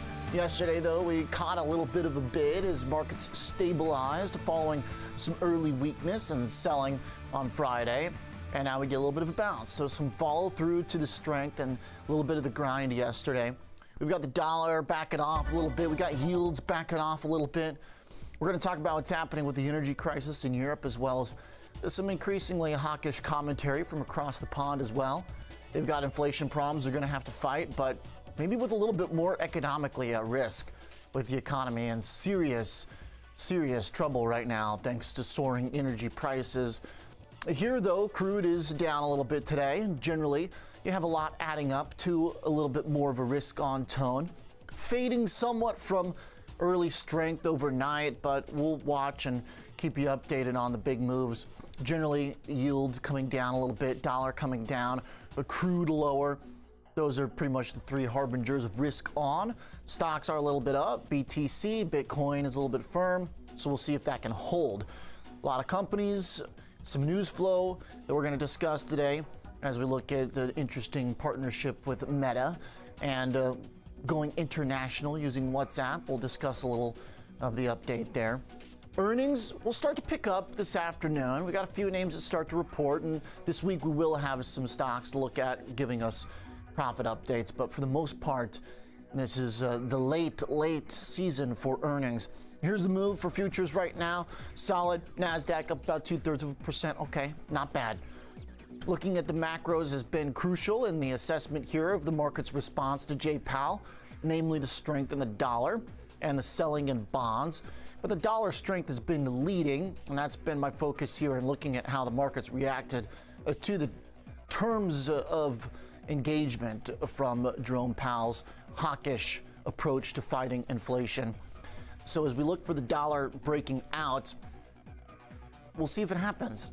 We've basically got a continued gyration here back at the highs. So looking at stocks and Bitcoin overnight, some strength. But if this dollar comes back, then you want to be a little bit wary about potentially fading that risk-on move. Generally, though, crude down 2.5%, dollar down. These are the types of things that could set us up for a good day. We're already kind of seeing some of the overnight action fade a little bit in the NASDAQ and Bitcoin, but not too dramatic generally. Here's where we're at over the last 10 days. Obviously, we got this big sell-off here and around Powell at Jackson Hole, and then some kind of buying activity here basically since late last night. Selling over the weekend, so it's kind of more than just this morning. It's basically a grind since the lows from yesterday, and thus the lows also from Sunday night too. Big gap down. Do we go back and test this area up here, which for the NASDAQ is just around 13,000 and Bitcoin around 21.5? We did basically have some plateauing here going into the event where markets chopped around. Earlier in the month, they sold off too. Bitcoin's been an important leading indicator to the downside. NASDAQ and Bitcoin still basically trading as one, but the moves are very big for BTC, so it's a little bit more noticeable and obvious which way we're going when you watch Bitcoin. That's why it's so useful. That's why I continue to elevate it pretty high among the rankings of asset classes and how useful it is for traders. So if we can get a bounce, then look for BTC to go back and test that basically 21.5 area, and for the NASDAQ around 13. Fast moves oftentimes require a retest to see if it was a real break in the chart. Certainly seems like it, but there could be a decent little window of opportunity here for bulls to try and make a stand. If not, though, when we start fading through back over the weekend lows, then we're going to be in trouble, because at that point, we've got a clear sign here that Bitcoin's breaking and there's real downside potential if we get back down through the lows around 18,000, 19,000 from this summer, this year. And then for the NASDAQ, that's going to be pretty dicey if we see the stock market selling off with bonds again. That's really the problem here, is when you have bonds and stocks selling off together, it's your worst case scenario. That's the pain trade. And if you look at the way bond futures are trading right now, there was a little bit of a rally overnight, but they didn't get very far. Here's the ZN in the white, got a little bit of a bounce, comes right back down, and now we're looking at basically a flat move. So we're basically unchanged right now after being up about 0.25%, a little bit more than that at one point overnight. So the 10-year future is just unable to get very far right now, and that's where your source of volatility is going to be. As the bond market fades and the dollar comes back, these two continue doing what they're doing over the last 30 minutes or so, then it's going to be challenging to keep stocks and Bitcoin elevated. That's pretty much the bottom line right now. The dollar has been early, and it's signaled the move in bonds, but really the stock market seems to pay attention when bonds move. Even though they're cut from the same cloth and the dollar and the bonds have generally been highly correlated, stock market hasn't minded too much the dollar strength until it really starts to get to new levels. It's when bonds start selling off that people start freaking out a little bit. And when we have yields pushing back through around 3.2%, your target pretty much is the year-to-date high of 3.5. So that's what we're looking at here. And then finally, crude, looking at the chart for WTI, a lot of people want to see crude drop to confirm weakening inflation figures and a trend in inflation, but the fact remains that it just can't break 95. This is a really important level.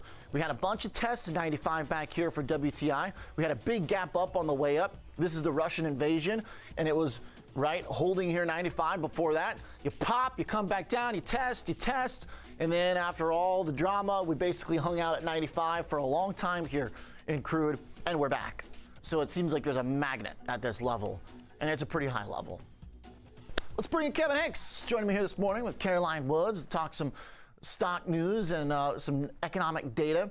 A little bit slow, but we've got some data here this morning, Kev. Yeah, Housing. We just got housing data. I have the FHFA house price index.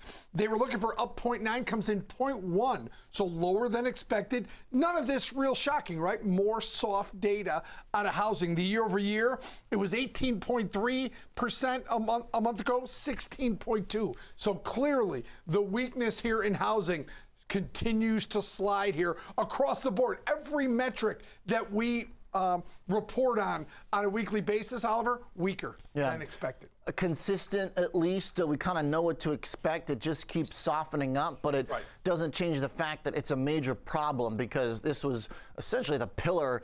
It's always the pillar of the economy of housing, but really during COVID in particular, the boom was such a big deal. I don't think there's anyone that doesn't say housing needed to come down slightly, right? I mean, it was hurting supplies, it was hurting builders' ability, input prices were high, everything about housing saw it actually people just walking away. Now, you've got higher interest rates, you've got lower accounts and savings, more credit going out, and therefore you look at the overall market and things are starting to soften in housing. Okay.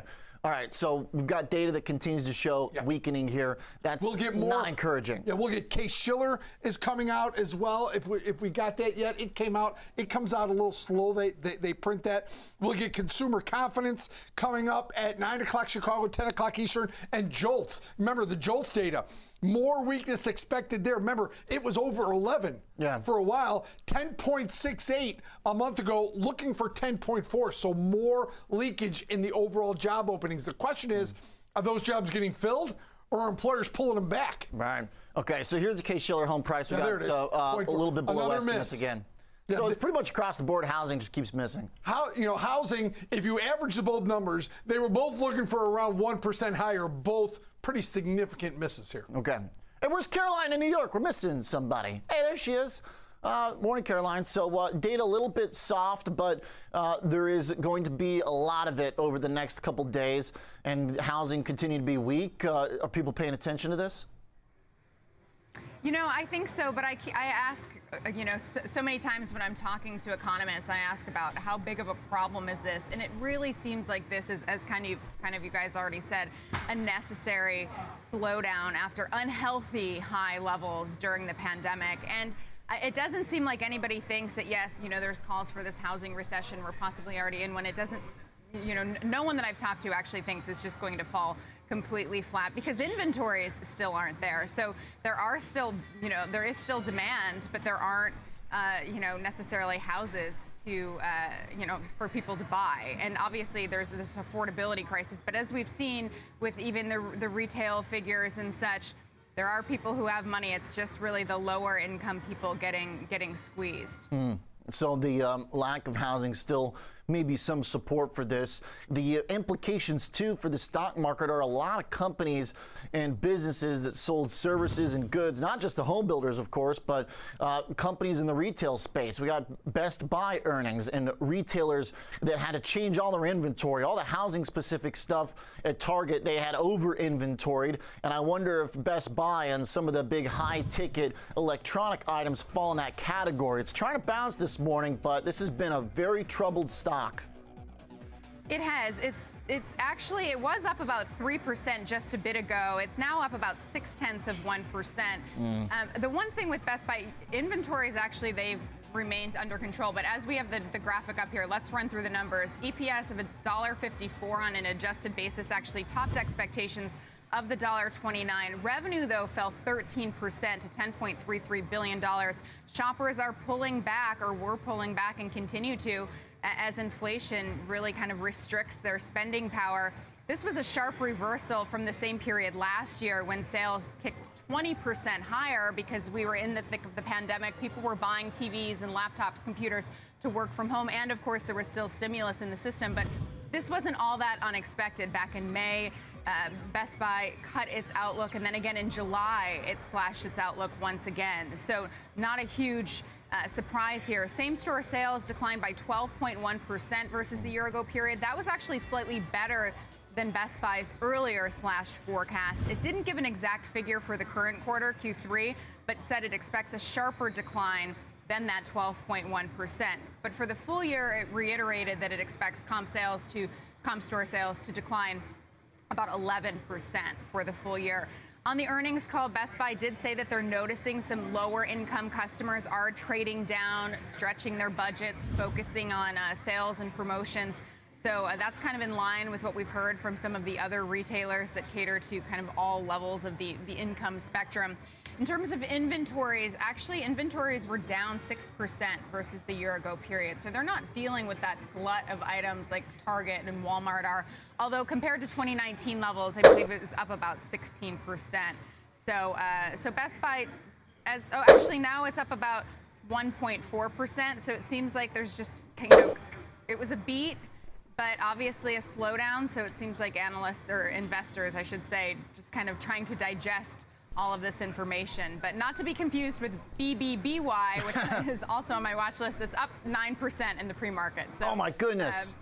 Best Buy paling in comparison to Bed Bath & Beyond this morning. Okay. All right. I guess Bed Bath & Beyond is getting a little more of the meme action this morning, so maybe we do have a risk-on day. We'll see if Best Buy can keep up with it. Appreciate it, Caroline. Thanks, Kevin, as well. Kick off our show here. I got Ben helping me, too. Host of Futures to talk a little central bank language and activity. But let's get away from Powell for a sec, which has been our focus the last few days, and shift to Europe, where they are dealing with major energy problems. What's the language? How are they going to deal with this, Ben? Well, Oliver, there's a couple things here, and I think Oliver's focus is correct in this one, because we've been talking about the strength we've seen in the U.S. dollar, but rates have been relatively contained, so we look to some of the other foreign currencies like the yen and the euro for that direction. And that's really what seems to be the tail wagging the dog in this instance. And yen, we know they're not doing jack. No, still weakness there. Yeah. Euro's been weak, trending lower, but kind of firming up a little bit over the last couple days, and a little bit more rotational than it had been to the downside as far as the trajectory lower. But Oliver, there's a big trend that's playing out here in terms of strength in the U.S. dollar, weakness in foreign currencies, and there's a reason why they say the trend is your friend, not only because it helps you determine directional conviction, but also because there's characteristics within these underlying trends that repeat themselves over and over again. And what we're starting to see is a trend play out here, where the dollar continues to the upside, and any pullbacks have been short-lived. I think more so selling in reaction to covering longs rather than a new initiative type short positions, or in the instance of the euro currency, weakness that's been the market that's been trending lower, and any buying that we've seen, in my opinion, seems to be more short covering rather than initiative type buying, somebody getting really excited and kind of putting their money on the line for an upward movement, more so just, again, kind of losing some of the momentum to the downside. Yeah, we're kind of having trouble blasting off in the dollar. But to your point, the trend still favors dollar strength. Of course, we're right up here at the highs. Technically, we did make new highs in the dollar. Just this week. Just this week. But the euro kind of chipping away a little bit. It seems to be kind of limiting some of the strength. Not in a big way, to your point, but still, the last couple of days we've gotten a little bit of a bounce. Yes, a little bit of firming, I guess, around this parity level. And Oliver, to the kind of support that mindset that what we're seeing is not necessarily initiative type buying in the euro. That's not going to provide any really longer term momentum to the upside. It's more just short covering, which will slow momentum to the downside. I think we're seeing that as a reflection of the Fed here in the U.S. being a lot more restrictive. I guess not necessarily the right word to use, more aggressive, we'll just say. I think restrictive works. Okay. Compared to the ECB, for example. Now, and when you get the rhetoric that we've heard from the ECB versus the FOMC, which has been very consistent for the most part, focus on the data, expect more rate hikes to come. But take into consideration Philip Lane, for example, a member of the ECB executive board, who talks about how rate hikes, the same cumulative rate hikes over a fixed interval, are less likely to generate adverse feedback loops. So basically he's talking about they could pose new risk to price stability. But he says that if they take the form of a multi-step calibrated series of rate hikes, a smaller number of rate hikes rather than a larger rate hike. So he's kind of leaning away from that sort of front loading. And the British way of saying front loading? And a little bit, Ollie, this is the ECB's executive board here. But the UK BOE is in a difficult situation as well. And to that point, we're going to hear from them next week. So September 8th, we'll hear from the Bank of the ECB. We'll also hear from a week later, we'll hear from the Bank of England. We'll hear from the Bank of Canada next week as well. So a lot going on in terms of currencies, but focus on the trend, focus on the characteristics that have been at play, and ultimately how, again, in the dollar, that underlying trend has been to the upside. And any weakness that we've seen in currencies recently in terms of foreign currencies, the buy side against that has been more short covering, it seems like, than really initiative type longs. Okay, so if the language from these folks at the ECB starts to turn a little bit more kind of imminent in their inflation fight, we've got a reason for perhaps the euro to firm a little bit, but it's going to take a lot more than whatever we just heard there, because here we're being very direct about it, right? Powell's saying there's going to be pain in the economy. And it seems they're kind of still flirting with the language of, will we front load, will we not? Should we take it step by step? That kind of, loose, long-time Draghi dovishness maybe lingering a bit. I think if they do shift along those lines, that could change things, but that hasn't happened yet. And again, price a reflection of that. And then lastly, also supportive of the U.S. dollar right now. It's not just the currencies that have been weakening, but you've got rates right now with that very hawkish tone from the Fed. Keep an eye on the jobs report. If that comes in hot later on in this week, we could see treasuries come off. Futures, we could see rates on the way higher again, and that has been supportive of the U.S. dollar to the upside as well. Okay, all right, yields down a little bit here, but marginally. So we're basically flat now. Thanks, Ben. Good update here. We're going to talk some more about what's happening around the world with Jeff Kleintalk when we come back.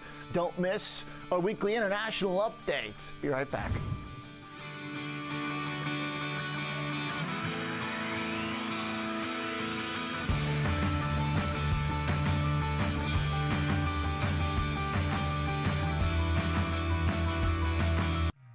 Whether you're an experienced investor or just getting started, TD Ameritrade offers a webcast that's right for you.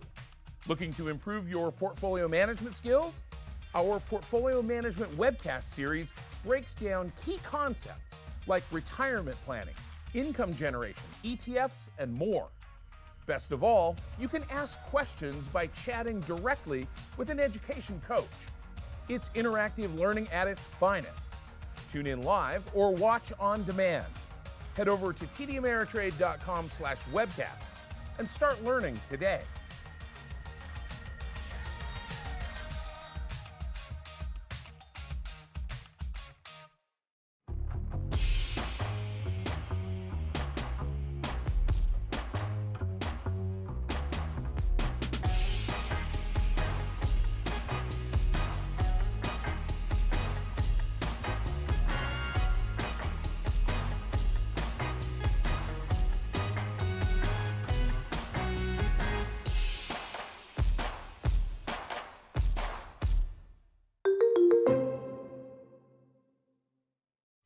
Thinkorswim by TD Ameritrade is more than a trading platform.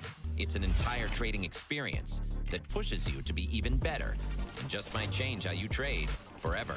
Because once you experience Thinkorswim by TD Ameritrade, there's no going back.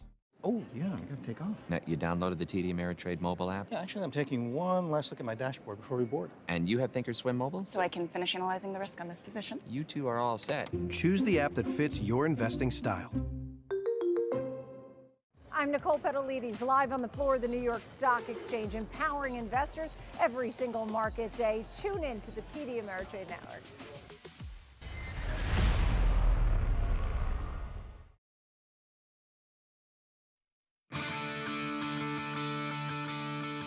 Welcome back to Morning Trade Live. We've got stocks higher today so far. Bonds have started selling off after some overnight strength. The WTI is down about 2.5%.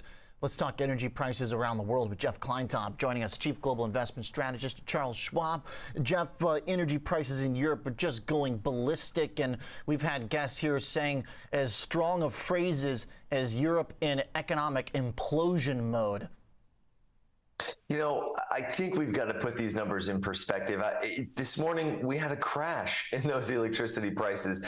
There's incredible volatility in some of these numbers. If you look at the 1 year ahead energy futures, electricity futures for Germany, for example, they went up to nearly 1,000 euros per megawatt hour as of Friday. They come down, and actually as of this morning, the 1 year ahead is trading at like 650. I mean, it's a crash, right? So why? What are these incredible swings we're seeing in this? What we're looking at and the hysteria kind of created around these charts, this represents the marginal cost per megawatt hour traded in the public market. But the thing is, in Europe, companies contract with power utilities in a highly regulated internal wholesale market, only open to commercial businesses that use electricity, not speculators. The prices that companies have actually contracted for appear to be much lower than what we're seeing traded in the markets. In fact, one of the utilities in Europe, Uniper, disclosed on August 17th that it had sold 90% of its hydropower electricity generation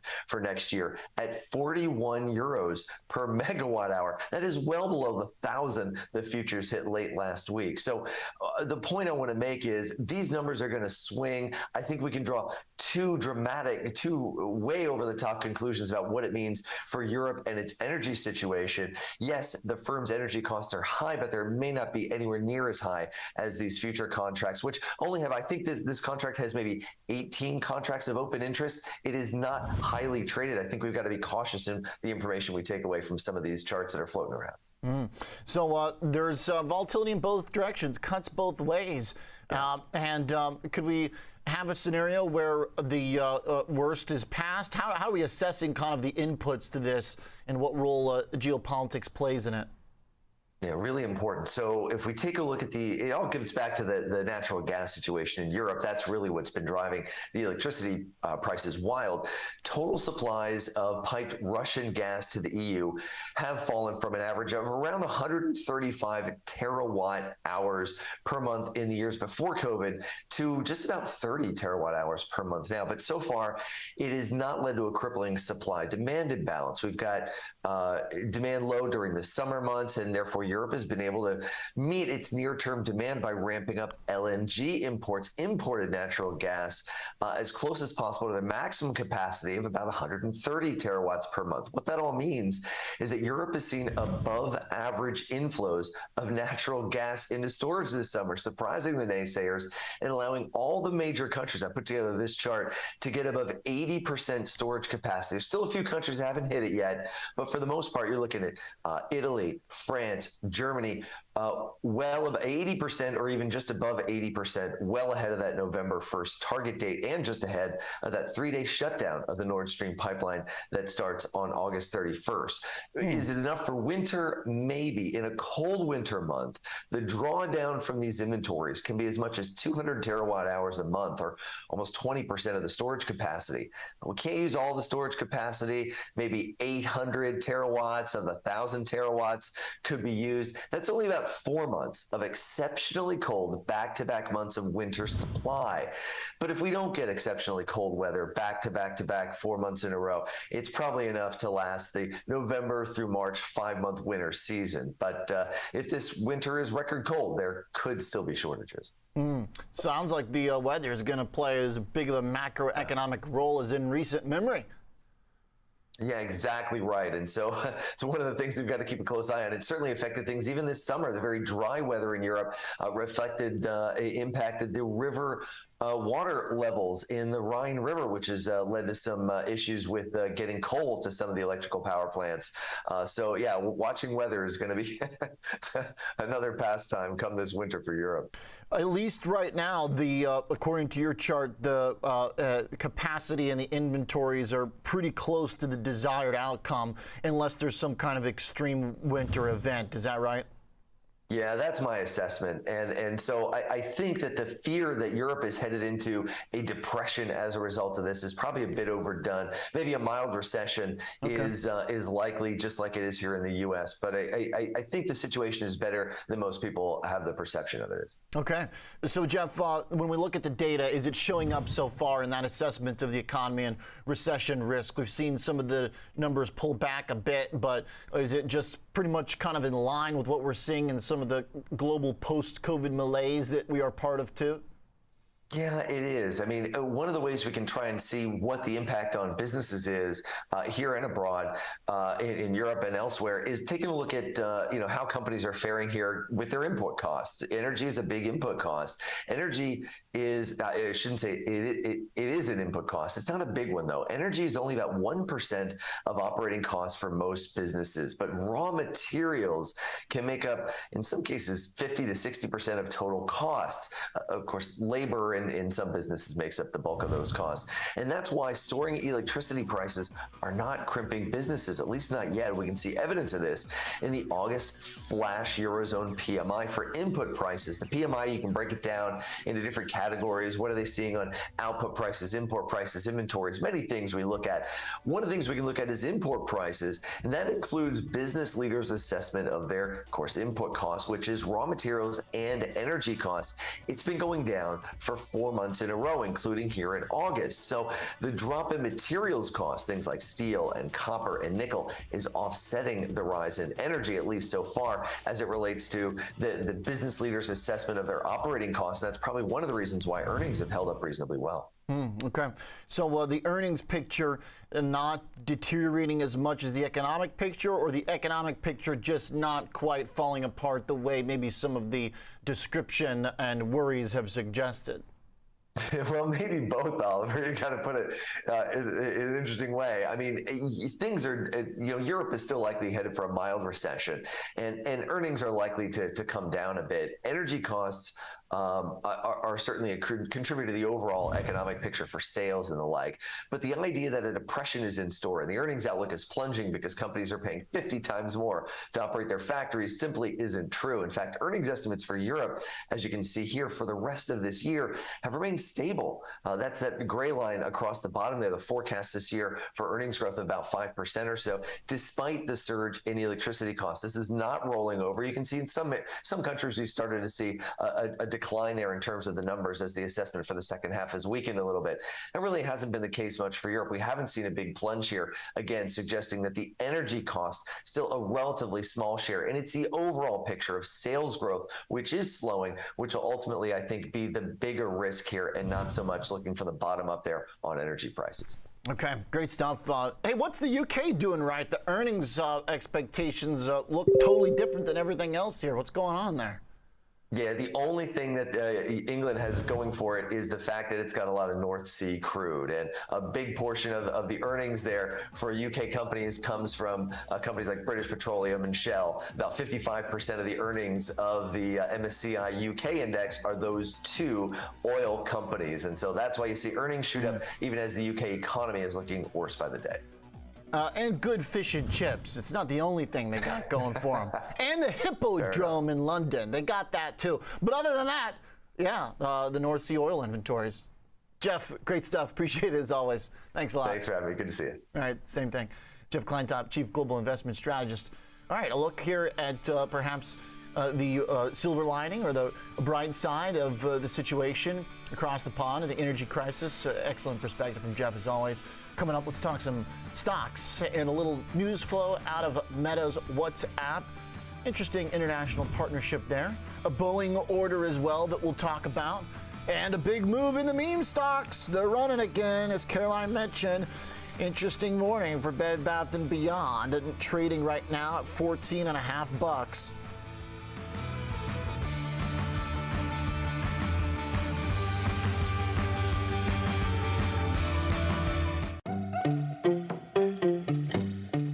Watchlist can help you keep track of securities you're interested in. To add a watch list to the left sidebar, select the plus sign, then Watch List. When the default list appears, select the name box, then Create Watch List. Enter a watch list name. To begin adding securities, enter a ticker symbol in the symbol box, then select Enter. Continue adding all the symbols you want in your watch list, then select Save. The existing list is replaced by the new one. You can also create watch lists from the Market Watch tab. After creating a watch list, you can add symbols to it from different locations across the platform. From the Charts tab, select the list icon and then Add to Watch List. From the Scan tab, right-click a security and then Add to Watch List. And that's how you make a watch list. For more demos on how to think or swim, head to the Education Center on tdameritrade.com. Thinkorswim by TD Ameritrade is more than a trading platform. It's an entire trading experience. With innovation that lets you customize interfaces, charts, and orders to your style of trading. Personalized education to expand your perspective, and a dedicated trade desk of expert-level support that will push you to be even better and just might change how you trade forever. Because once you experience Thinkorswim by TD Ameritrade, there's no going back. Trading has changed forever as a new generation of investors make their impact on markets. It's more important than ever to navigate through the frenzy of meme stocks, IPOs, and the next wave of tech. And that's where we come in, discussing strategies and example trades on trending names.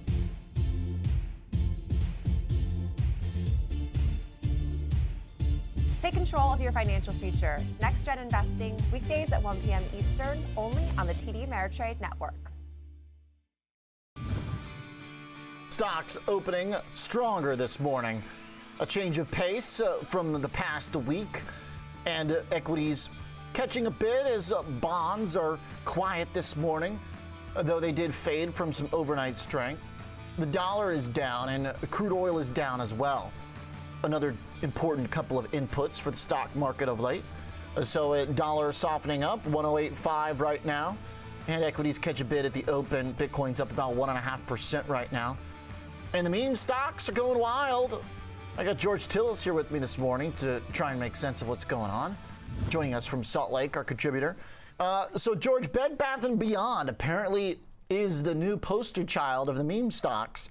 GameStop's down 1%. AMC is little changed. Bed Bath & Beyond in a world of its own? It is. I mean, I think the short interest in the stock is over 40%. Look, if you look at I looked at the forward earnings for the company. They're expected to lose about $6 a share, or close to about 40% of the total market cap in terms of losses. So I'm not surprised to see this happen, OJ. It seems to happen every time the market rallies or rebounds. It also seems to precede a correction. In fact, if you look at what's happened in the last couple of weeks, we saw the huge rally in Bed Bath & Beyond, I think from $4 down up to, $30 or so. And then, of course, it fell by the wayside, but so did the market. So a lot of times these things, like I said, precede market pullbacks. We're in a little bit of a pullback right now, probably looking to test the 50-period moving average. But with the VIX up double digits on Friday, generally speaking, about 85% of the time in the next 2 days, you get a relief rally. And I think today is the day. Okay. So it's up and down, big rally, big crash, big bounce back. It seems like it gets interesting if we can get above that previous recent high. Otherwise, you just kind of look at the long-term chart and you assume that it goes lower. Ultimately, the highs have gotten lower in these stocks pretty reliably.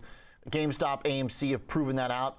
Bed Bath & Beyond's recent run, as incredible as it was, to $30, technically we actually were higher back in March during that run. And then, of course, before that, we were higher in April last year. And then before that, we were higher in January of 2021 when it initially hit 50 plus. So it seems that technically we can gather something from that to kind of know what our baseline assumptions should be when we look at that trend. Yeah, I mean, if you look at what's going on, the company's debt load, OJ, has been increasing and its cash position has been decreasing. I think they had about $1 billion in cash the same quarter last year, and they're down about $140 million. So their cash burn is accelerating, but they still have cash on the balance sheet. So, one would say, is this effectively, stock that's in a sort of catastrophic decline, or is it in a terminal decline? These are questions you have to ask yourself.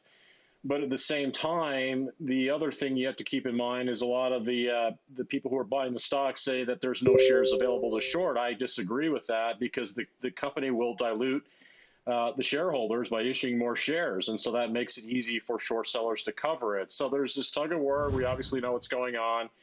The fundamentals don't look good for Bed Bath & Beyond, but nonetheless, the stock could triple, quadruple from here just based upon momentum and hype. And that's the moral of the story. But the company's debt load, like I said, is increasing. Its cash position is declining. Its sales are obviously declining and earnings per share is negative on a forward basis. So those financial fundamentals don't speak to a stock that's going to recover anytime soon. But one would say the short sellers are looking for a terminal decline in the stock, which is a possibility. I can't say either way, but nonetheless, like I said, this stock can move based upon hype, and that's what's going on. I like the way you put it. Short sellers looking for a terminal event, which does argue that maybe both sides here are a little bit, kind of off the rails somewhat.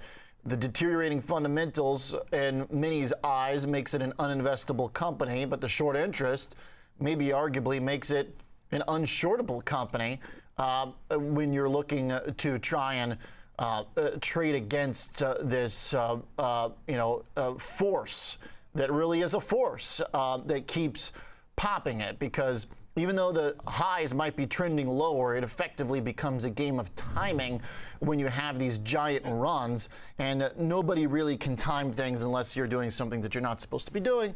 All right, so let's keep our eyes on up 10.5%, 11.5% here this morning. Generally, though, maybe a sign that we could have a risk-on day if people are trying to do this. We've got Bitcoin up, we've got stocks up as well. Boeing is actually maybe a more kind of sturdy winner on the day, George, more meaningful for the market, 2.5%, and getting some orders for the 787. Yeah.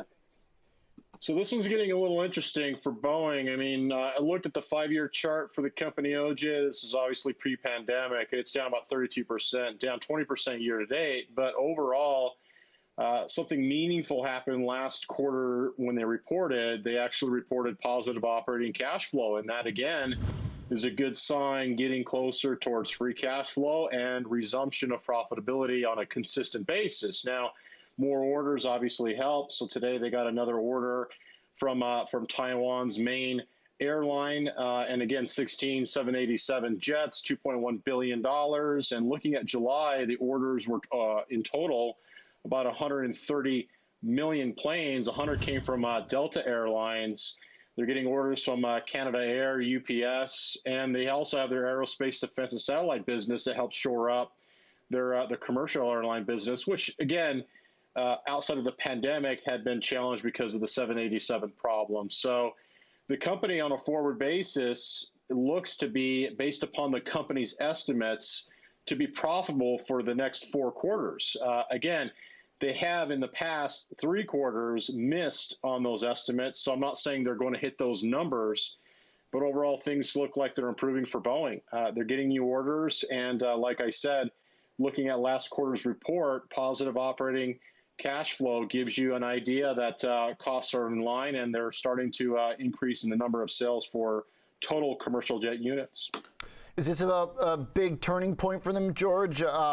Stock has been very well supported. It has been buoyant relative to the market's turnaround here in the second half of August. Boeing trading basically at the highs from this month as the market had a pretty notable pullback, of course. That's a pretty important outperformance, it seems like. Yeah, relative strength is meaningful for Boeing. And again, I think at the end of the day, I could say it's looking interesting from the standpoint of how the stock is performing relative to the pivot in the financial fundamentals. So again, I can't make any recommendations, of course, but it does start to look interesting when you note relative strength from a technical standpoint, as you did, and also the fact that the operating cash flow is now positive. And again, that gives you an idea that it's getting closer to consistent profitability, and that's been a challenge for the company for years. So again, I think it is an interesting name in this market environment. Plus, you have to consider the new orders that are coming in. You have to think about the antiquated jets that are being retired. Just the replacement rate may be sufficient for them to achieve consistent profitability. Okay. All right. Boeing may be turning the corner here. It's exciting. Nice to see that an old reliable is maybe becoming a little bit more reliable again. But we'll see if the chart can get through $200. That would be a pretty notable technical event And our high from the COVID period, by the way, is 275 roughly. So this company still so far below where it was pre-COVID. Yeah. Never had a big run the last couple of years as the rest of the stock market powered up. It's the type of company that got so specifically tied to its own narratives and data that it may not matter what happens broadly in the rest of the market. So I like that too as sort of perhaps a tradable kind of uncorrelated stock at this juncture. We'll see if that theory holds up, but so far I feel like it is doing very Boeing specific things.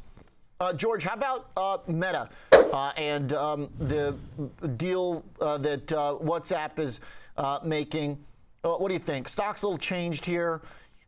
People really just don't want to give Meta a chance, it seems like right now. Yeah.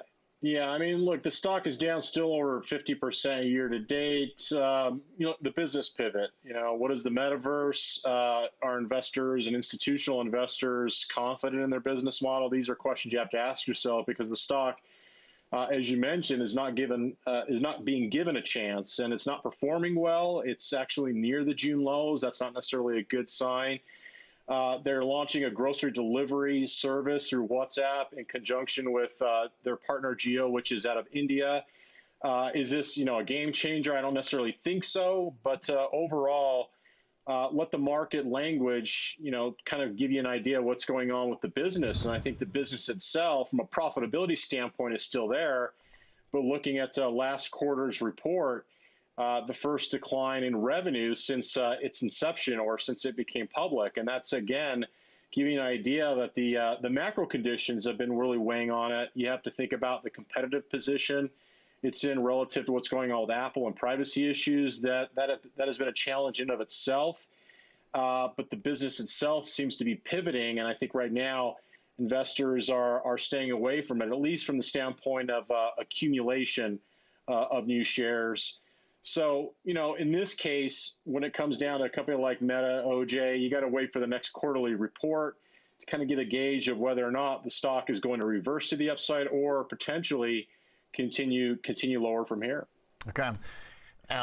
Just really speaking of stock-specific trades, I mean, so weak compared to everything else in that sector. I mean, even Netflix was able to get up off the summer lows a little bit, but not much. That's the only one that's maybe comparable in its listlessness, basically, with which the market is treating it. All right, interesting. So maybe a meaningful partnership, but we'll see what comes of it.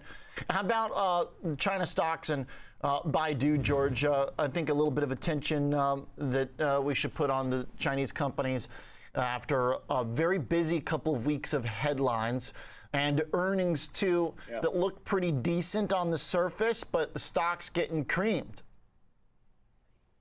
Yeah, I mean, I think the report is meaningful. I mean, their total sales looks like it missed the estimates just fractionally, but still nonetheless down about 5% on a year-over-year basis for the same quarter. They did beat on earnings per share. I mean, this is China's largest internet search engine, but the thing is it's a massive, communications and internet conglomerate, everything from social, marketing, entertainment, video on demand, travel, cloud, artificial intelligence, autonomous driving.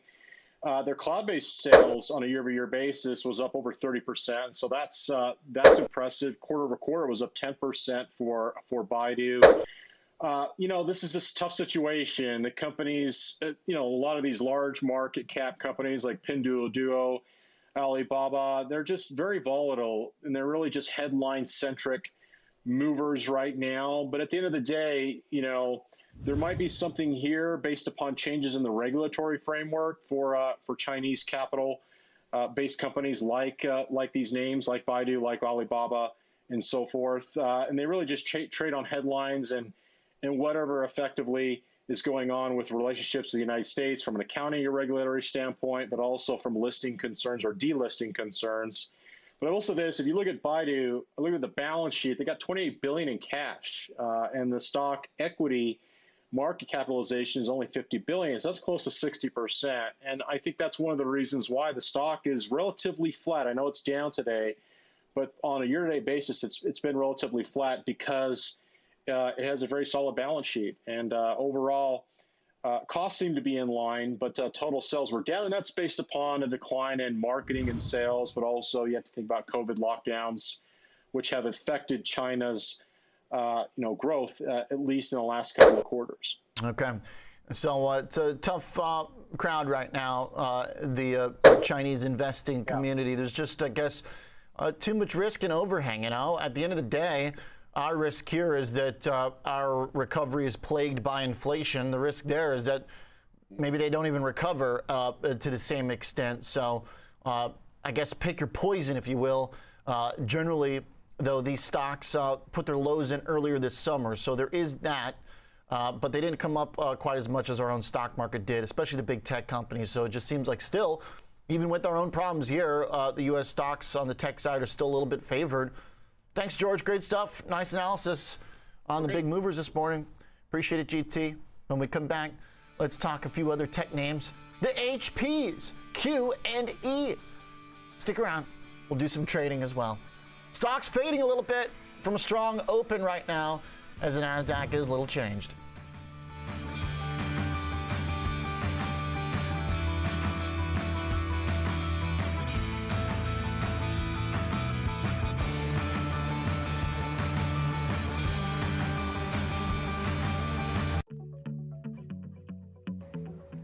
Let's walk through how to analyze a company's financials on thinkorswim. To get started, go to the Analyze tab and select Fundamentals. Enter a symbol, then select Enter. To download detailed analyst reports, select Download. By the Numbers provides balance sheet information and other fundamental data. Company Details provides summary takeaways on key metrics and what drives the stock. Takes a more numeric look at similar information. If you find any of the information particularly helpful, you can print it out or take a screenshot. For more demos on how to thinkorswim, head to the Education Center on tdameritrade.com.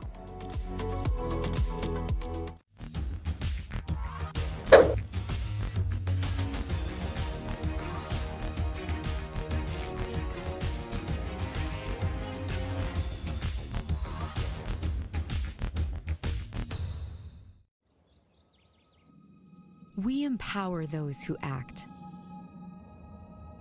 Those who see the correlation between upswings and downswings.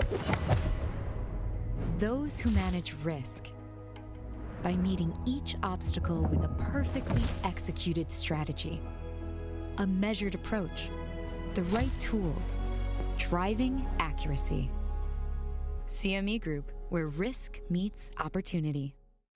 When traders tell us how to make thinkorswim even better, we listen. Like Jack. He wanted a streamlined version he could access anywhere, no download necessary. And Kim. She wanted to execute a preset trade strategy in seconds. So we gave him thinkorswim Web. Because platforms this innovative aren't just made for traders, they're made by them. thinkorswim by TD Ameritrade.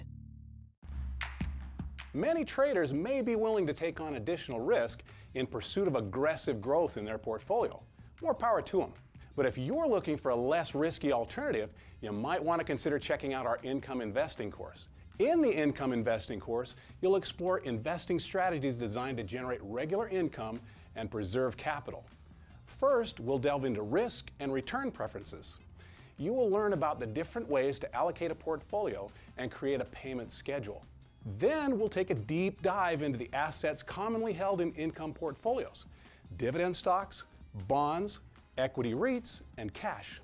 You'll also learn about routines for managing a portfolio over time. Along the way, you'll watch videos, take quizzes, and perform paper trades to practice your new skills. So if you're looking for an edge, consider your education. Head to the Education tab on thinkorswim for the income investing course and a whole lot more. I'm Jenny Horn. Here's a few of this morning's movers to kick off the trading day. Bank of America reiterated its buy rating on Affirm, calling the fintech company a long-term share taker. The analysts also see Affirm as a beneficiary in the high-growth buy now, pay later sector, and said it is navigating the macro backdrop well, and the long-term risk and reward now appears attractive.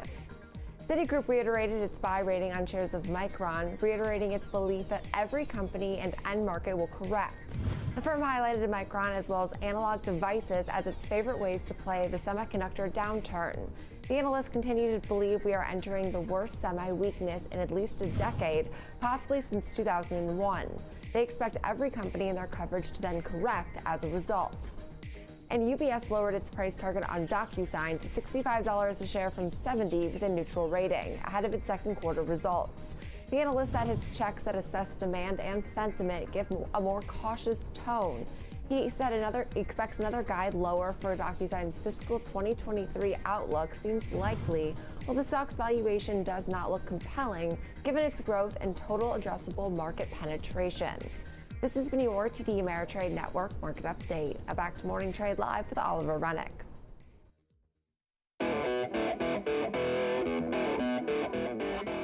Corporate earnings continue this afternoon, and tech will be our focus as the HPs report Hewlett-Packard, Enterprise, and HPQ. Let's talk about them both. Angelo Zeno joining us, Senior Equity Research Analyst at CFRA. Angelo, good to see you. The HPs, you prefer the cloud version as opposed to the hardware. I can't say I'm shocked.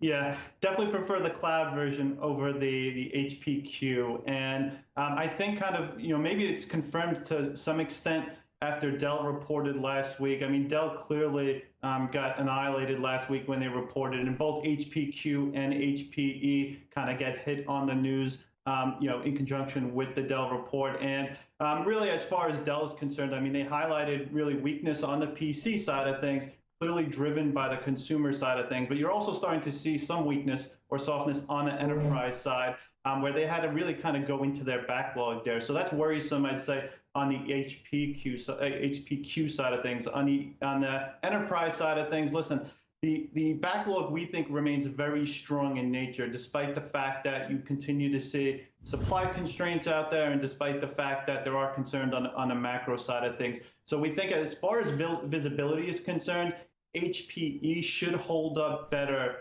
than HPQ over the next couple of quarters. It's held up so far on the year, not by a ton though, down 15%, HPQ down 17%.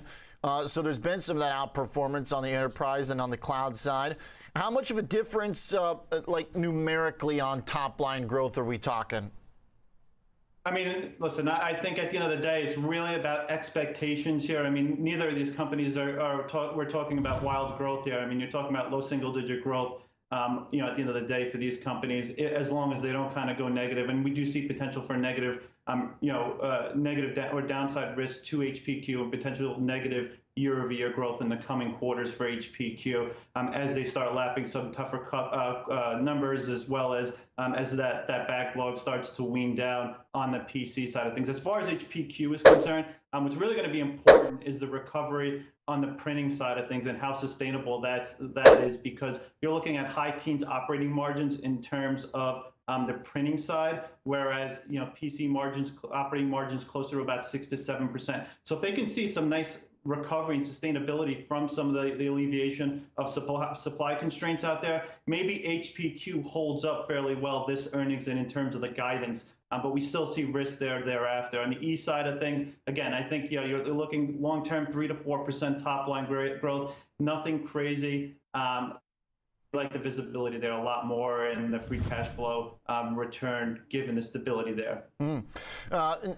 Now, for competitive pressures, Angelo, how does HPE fare in terms of just the overall server product that they offer? I mean, a little bit more, I guess, look, it's hard to say what's more competitive. There's obviously a ton of competition in the hardware tech space too.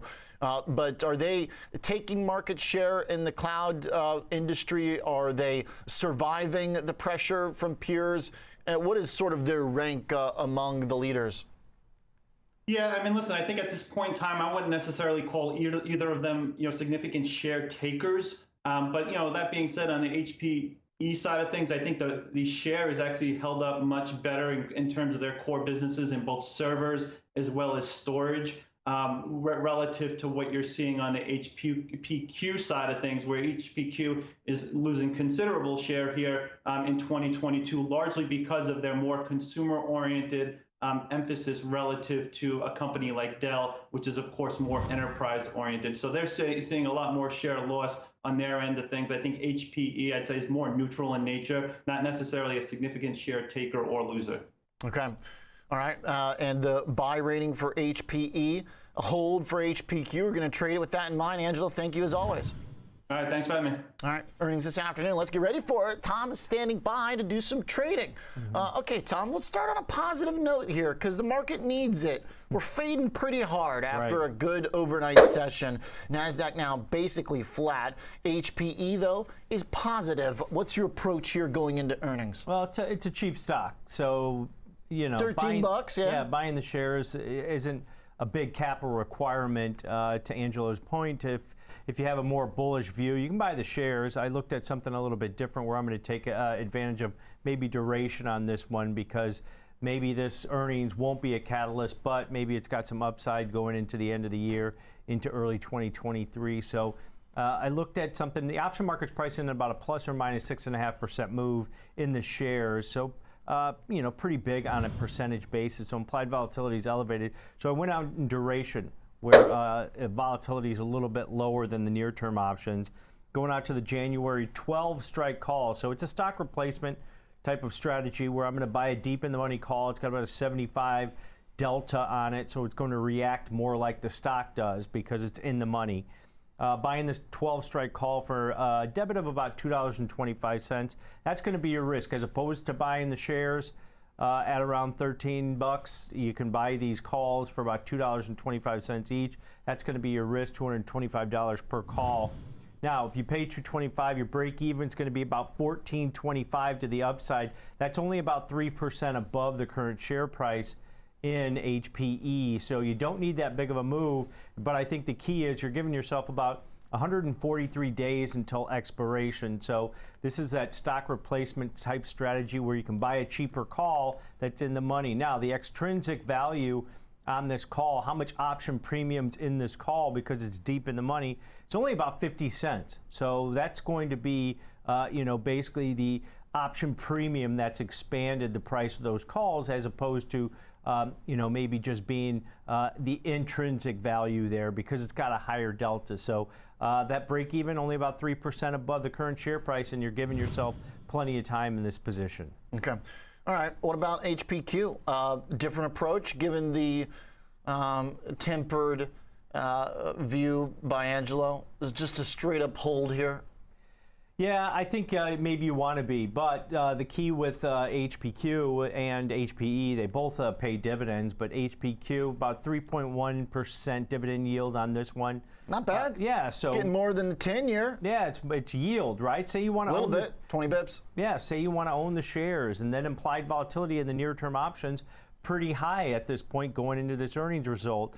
Option market's pricing in about a 6 to 7% move in these shares post-earnings. So I looked at something a little bit more neutral, paid to wait type strategy. I looked at a covered call where for every 100 shares of stock you buy, you sell one of the September 33 strike calls, which are out of the money to the upside, about $1.50. You're paying roughly a debit of $30.85. That's going to be your risk because you're owning the shares also.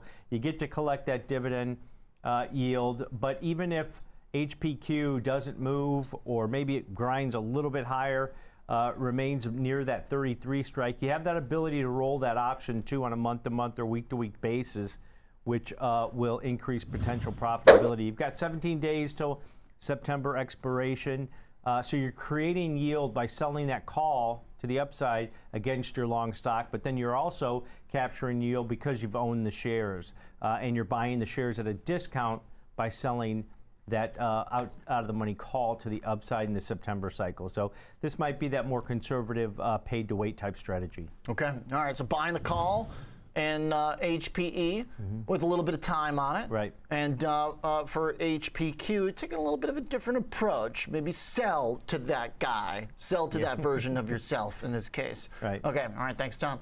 Thanks again to Angelo Zeno for the take here. Bullish on HPE, not so much the Q. E, after all, is the most used letter in the alphabet. Okay. When we come back, let's talk some data.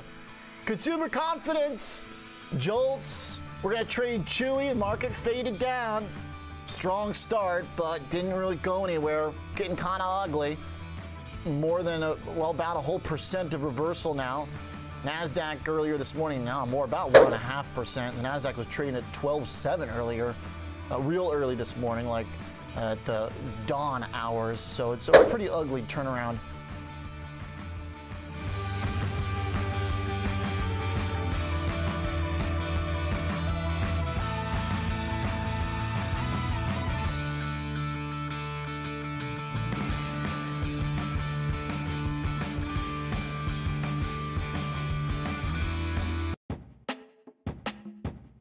Let's walk through charts, one of the most commonly used features on thinkorswim. Start by going to the Charts tab and entering a ticker symbol. Select Time Frame to adjust the time intervals or to favorite a time frame. Select Style to change the appearance of the chart. You can add drawings by selecting Drawings, Drawing Tools, and then Type of Drawing. For symbol comparisons, select Studies. This also gives you access to hundreds of pre-built studies, including a number of classic patterns. The grid icon lets you view multiple charts at once. You can even initiate a trade from the Charts tab. Just right-click anywhere on the chart and select either buy or sell. For more demos on how to thinkorswim, head to the Education Center on tdameritrade.com.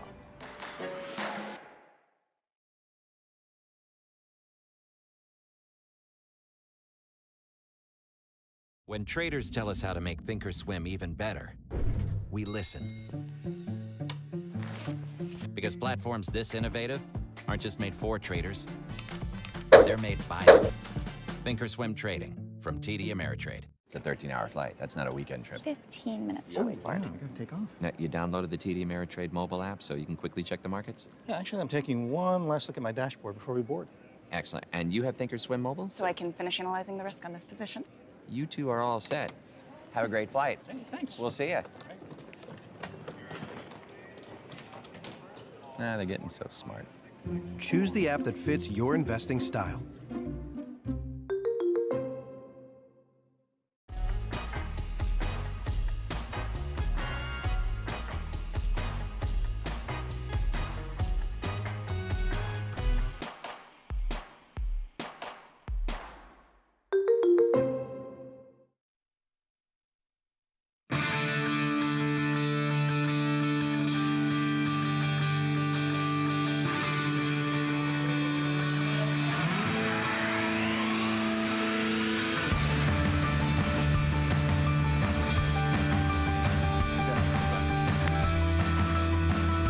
Welcome back to Morning Trade Live. Things went from green to red. We'll talk about what role the economic data might be playing. Ben's standing by here in a sec. We'll get a look at the number of jobs open in the U.S. too. We see the dollar firming up a little bit. Bonds fade a tad. We're going to trade Chewy as we continue to think about stock specifics. That's next on our list. And then the chart master has a few other names we're going to take a look at this morning. A little bit of an overlooked category here.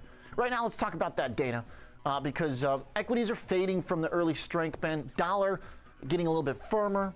Bonds rallied pretty big, basically at the opening bell, and then sold off. So we're getting this in spite of good sentiment data, or maybe because of good sentiment data. Market doesn't like it. Seems like bad data is bad data right now, Oliver, and good data can be bad data as well. I mean, at least in terms of market reaction too. Now, to be aware, this market was already selling off ahead of these numbers, but True. They did come in pretty strong across the board here. So I want to begin with consumer confidence, Oliver, at 103.2. They were forecasting 97.9. It's a big beat. It is a big beat, and it's well above the prior levels, which were at 95.3. So again, when you look at these numbers here, you can see, first and foremost, as mentioned, the top line, well above estimates, well above prior. I do want to point out here, Oliver, you've had prices at the pump coming off ultimately. During this period, keep in mind the Fed kind of calmed some of those rate expectations. They actually came off a little bit, if you remember, back down to around 2.5%. So I think this probably helped a little bit in terms of consumer confidence. We weren't paying $5 at the pump basically Exactly. anymore. Prior to student loan forgiveness, though. True that. So in theory, this number might be on the rise or continue. Sure. Now, again, in terms of bad or good being bad, these numbers both being very strong in terms of economic indicators. Wow. Here, look at the JOLTS number, Holy Oliver. cow. Suggesting that, again, these higher rates are not slowing some of the openings that are provided or available for those that are looking for jobs out there right That's now. amazing. 11.2 million jobs. Now, the high that I saw was back around 11.5. I think it was in May, Oliver, that we saw earlier this year, but this is still right up there, basically. I think it could be considered essentially, as I look right now, it was 11.549 the beginning of May. This could be considered essentially a record number, though. We're above 11 million. I think that's significant. And really no indication here that these Fed rate hikes or the initiative that they're on, this flight path ultimately has derailed the momentum here in terms of job openings. Now, we've heard about some of the layoffs, but still looks like there's some positions that need to be filled still. Yeah, maybe more productive positions as well. I think that's the Fed's mindset, which is that if you're taking out some jobs from the frothy tech market that boomed beyond reason during COVID, then the jobs now that are open are going to help the economy function in a way that it hasn't in a couple of years. So the idea that this data could be bad, I can kind of see the logic there, because that's going to make Jay Powell feel very comfortable. Because with the amount of open jobs there are, his employment guidelight, which is what he is Shining most bright. attuned, exactly, it's shining bright. And so stocks maybe don't like that here. It doesn't seem like they do. I mean, they're coming off. The dollar's inching up here. Wow, back positive, the dollar. About what you'd expect to see with some of the selling that's coming to play. Gold's limited, crude off from, again, the levels that we had seen earlier this week, around 95, but for the most part, range bound, 85 to 100, I'll call it. I think the real focal point here should be the indices, which have turned around completely. Now, keep in mind, kind of feeding into what we had this is talked almost about. a 2% move now from the high. This move here, though, Oliver, we're actually looking at the ES that we saw recently, only got us back to the lows that we saw on Friday. So I want to remind everybody that big move that we saw on Friday was significant, and even this little bit of retracement that we've seen to begin the week was insignificant in many ways. And kind of what we were talking about before, Oliver, more so kind of reflective of what we were mentioning as far as the euro currency. Any real buying seems to be more short covering rather than initiative new long positions where people are coming in to basically scoop up value. It just hasn't been established at these lower levels yet. Now, as equities fade, I'm curious to look at the bond chart real quick, ZN of the 10-year future, because it looked like when we were coming off the highs this morning, bonds were actually catching a bid, which is interesting to me, because after Powell, the selling in stocks was basically created by bonds selling first. And so there's always this question, if stocks drop enough, will people come in and buy bonds? Will they buy treasuries? And they haven't been doing that. It's been the opposite. They've been selling treasuries hard enough to hit stocks. But now after this data, seeing if treasuries will turn south as well, you can see we're gyrating down here on the chart. So that little tick up and down, bonds aren't quite sure yet. If bonds start selling off while stocks are selling off, then we're probably in a world of trouble. I would have to agree here, Oliver. I think, keep in mind, these have not really traditionally been that safe haven type tendency. So I'd agree if we're talking about treasuries coming off here, stocks coming off, it adds another element. But that's why I think we need to focus on the U.S. dollar here right now, because we were earlier in the show talking about the euro currency, some of the other foreign catalysts that have been providing that bid. But if stocks continue to sell off, we'll see that bid come back into place. So there's, again, multiple reasons why that dollar's been bid. And it's probably a better reflection of some of the weakness in the indices. Agree. Okay. And as the dollar goes up, usually yields are going up too. So we'll find out here as markets do a total U-turn from this morning. Let's continue our stock focus, though, and not lose track of the companies sent to report. Chewy is on deck, and Michael Keeley, who's got some big dogs of his own. Mike, are you a Chewy customer, Mike? At times when their inventory is in stock, Oliver. A problem of late. So inventory and... what do you feed that beast, Mike? well, I have to go elsewhere. I have to find that food from perhaps those retailers that might charge me more, such as a vet clinic that has that on hand. But it is a problem with the whole space to see these supply chain issues continuing. I mean, Angela was talking about it with HP, and it's prevalent here too. While Chewy is an up and coming company, I mean, over the last 3 years, really, it's come on steam. And 2/3 of their active customer base was derived out of the last 3 years as the pandemic settled in and people did their online fulfillment. And really, it's a low margin business, Oliver. I think, the problems are multiple. One would be the deep pocketed retailer competition from the likes of Walmart, Amazon, throw a stick at any of those big name retailers, Target. And thereafter, this same target market that Chewy is after with the pet supplies, even pet wellness and health, which is something that, holds promise for Chewy because that's where they might be able to amplify those margins.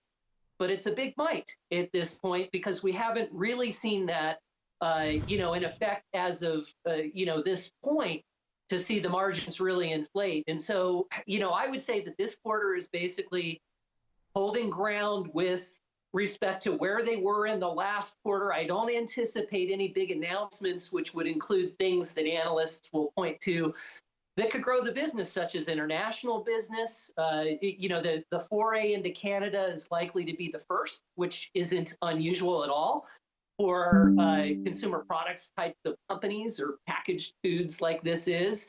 And so if they make a push into Canada, that opens the doors, I think, a little bit further to some international expansion. But until they can get a handle on the supply chain here, Oliver, things are going to remain under pressure with those margins. Now, having said that, the analysts, they've kept their estimates really locked in over the last 60 days, which is not something we can say across the board as I've been presenting on firms such as Best Buy of late, where the earnings expectations have just cratered in the last 60 days. That is not the case with Chewy. However, their loss is, expected to be 3 times the loss from last year's same quarter.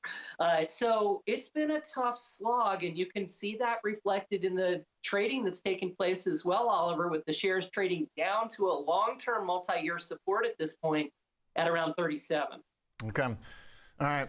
So Chewy is maybe on the verge here of kind of getting that same treatment. I mean, it kind of has been getting the treatment of a money-losing enterprise, but any sign that they are closer towards that threshold, then we should expect some relief. I mean, it's been a decent little rally off the lows. It just technically never made a higher high, and so struggling at $50 and rejected again.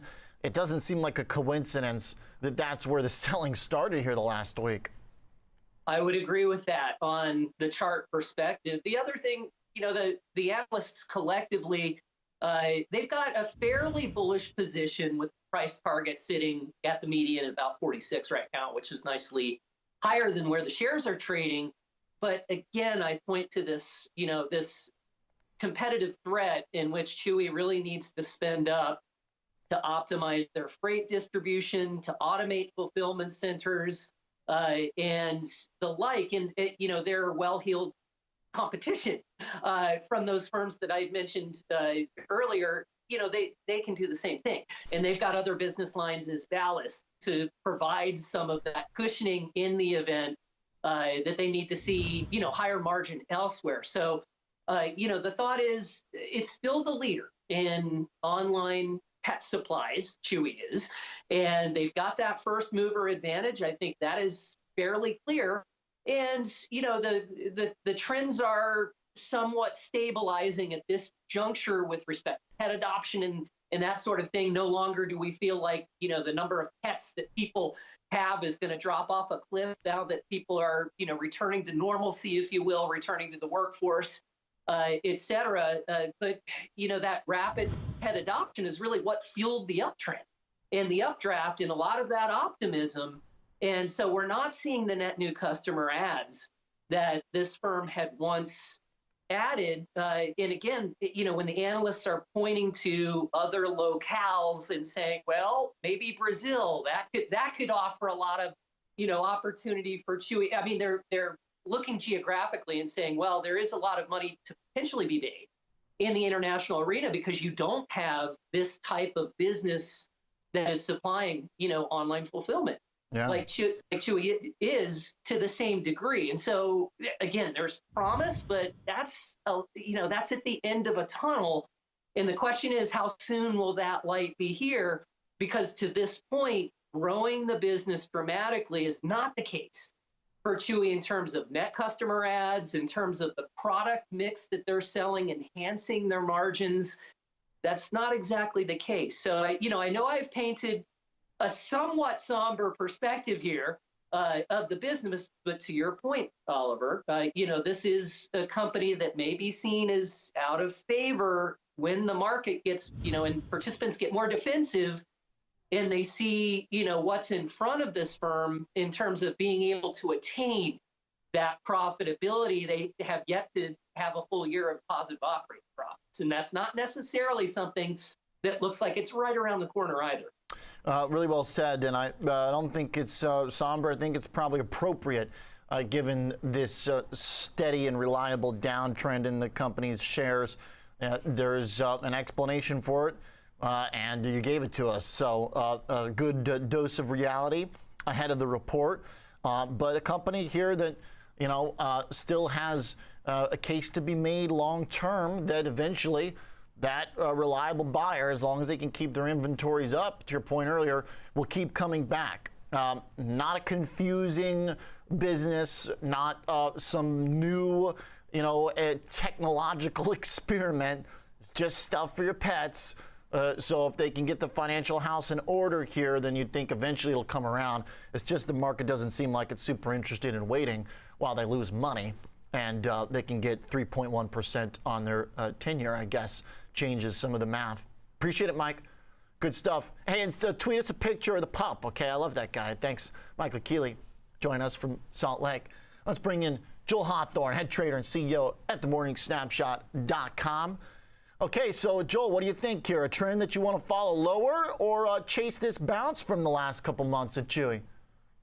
Not chasing any bounces at all. Good morning, Oliver. By the way, I'll have to say, looking at this chart, looking at just previous earnings and how the stock has performed then, this is one that I think is going to feel the pain. This is another name that I think that even you and I have spoke about this. Some of these names are just going to they're going to feel some pain right now. This market is just, I think right now, going to flush out some of the Chewies of the world, and this happens to be it. So definitely to the downside, in my opinion. Okay, how deep, what are the options look like right now as we've got earnings coming up? A little bit of volatility. It's already a pretty volatile stock. Options usually pretty expensive. And it's one of these companies where the premium's pumped up this week, but it's still pretty pumped up next week and the one after. Absolutely, absolutely. If we're looking at it right now, the options that expired this Friday, the 38s are offering at $2.83. So, you kind of figure that move to be they're expecting that at least looking at something around the $35-ish mark around that to the downside for this Friday, just pricing in those puts. But I'm looking out actually, if we look here, I'm going to just simply look here for next week at buying puts. Nothing too dramatic, nothing too sexy, just buy a put, the 38.50s, pay about $3.35 for it, and look for that to have some kind of break even of about 35.15. We'll see how that lasts, because right now we have about a support level right around $36 or so. But I'm thinking that earnings will come in weak. The stock will probably drop a little bit, and I think we'll get a chance, along with the overall market. I think we see right now, that is also going to weight us down. So I think we still have some more downside momentum in the short term, and that's why I'm just going to buy that put. Okay, not mincing words, not beating around the bush, just buying puts and waiting for the thing to get slammed. So 38.50 means you're going to be catching pretty much all the move if this thing drops. Also means you'll get hit if it rips. Absolutely, absolutely. I have until next week just kind of going to play my cards a little bit. So if it does explode, maybe I sell a put here for this week, maybe try to pick up some of that loss if it does explode to the upside. But right now, I think just kind of looking at the whole narrative of the market along with this particular stock, we see what the stock has done previous earnings. We see right now the support level seems to be a bit weak. And then we see the market right now. We see we're getting a bit of a sell-off where if we look here, 4,000 looks to be in the cards in the S&P perhaps. So it looks like here, man, the pain train is alive and well. I think we're going to be on it for a bit. Okay. All right. Like the context in the broad market, Joel. Thanks as always. Appreciate it. Thanks for having me. You got it. Joel Hawthorne joining us from morningsnapshot.com with the bearish put buying in Chewy ahead of the report. All right. When we come back, let's talk about navigating an environment that is tainted by inflation, a recovery that still shows up in the economic data like we saw for jobless claims. The employment picture remains robust, but perhaps that's just ammunition for the Fed chair to feel comfortable jacking up interest rates. We'll be right back with the guest who maybe has a solution.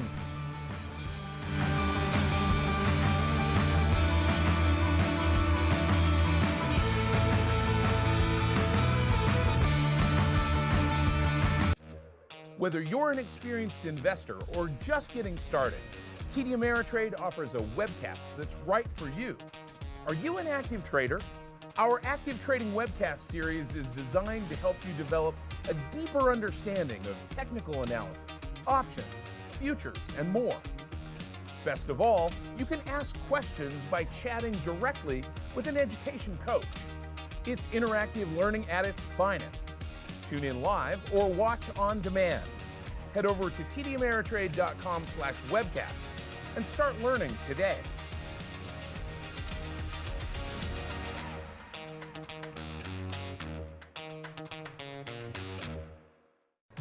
I'm Nicole Petalides coming to you live from the New York Stock Exchange every single market day from the opening to closing bells. Tune in to the TD Ameritrade Network.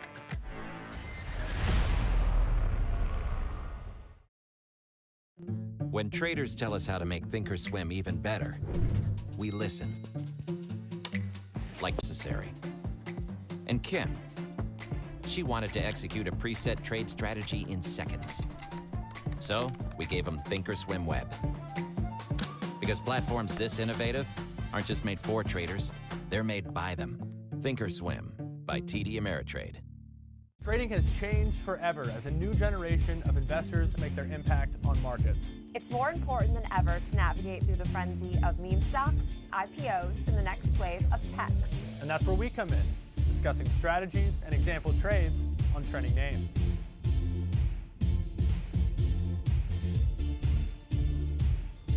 Take control of your financial future. Next Gen Investing, weekdays at 1 p.m. Eastern, only on the TD Ameritrade Network.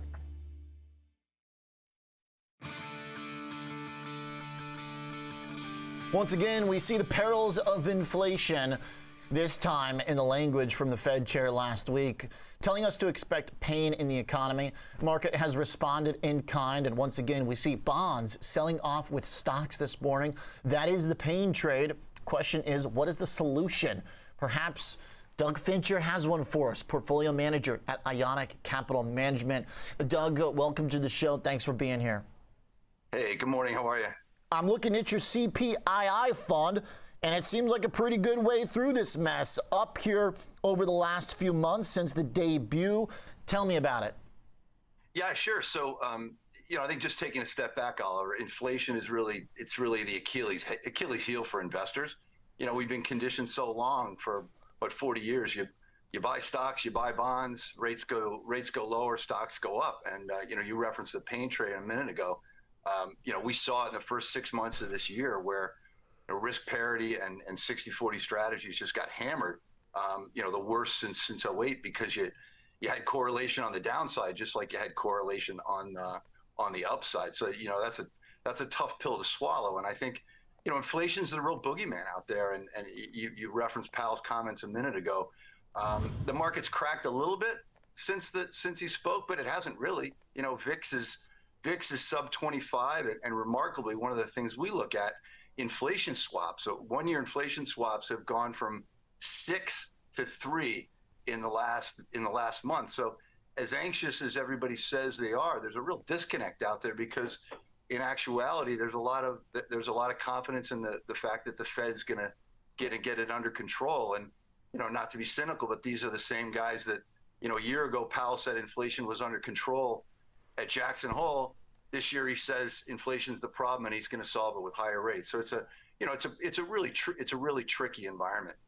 It's a fair point from the team that brought you transitory, not exactly the best production. So, Doug, what's the solution then? What are you putting into the CPII, the Inflation Protection Fund? What goes in here? So, we've been focused on this market for a long time. We're a $4 billion firm, and I think we sat back and watched a lot of these products that got launched, and not to be too cynical, but inflation's in the name, but frankly, inflation doesn't have much to do with most of the products that are out there. They're either own equities or commodities that could benefit from higher inflation, but then you get basis risk. Equity beta. The commodity complex is very complicated. Energy supply demand clearly is an issue, but you've got the precious metals getting hit with the strong dollar. So I think those solutions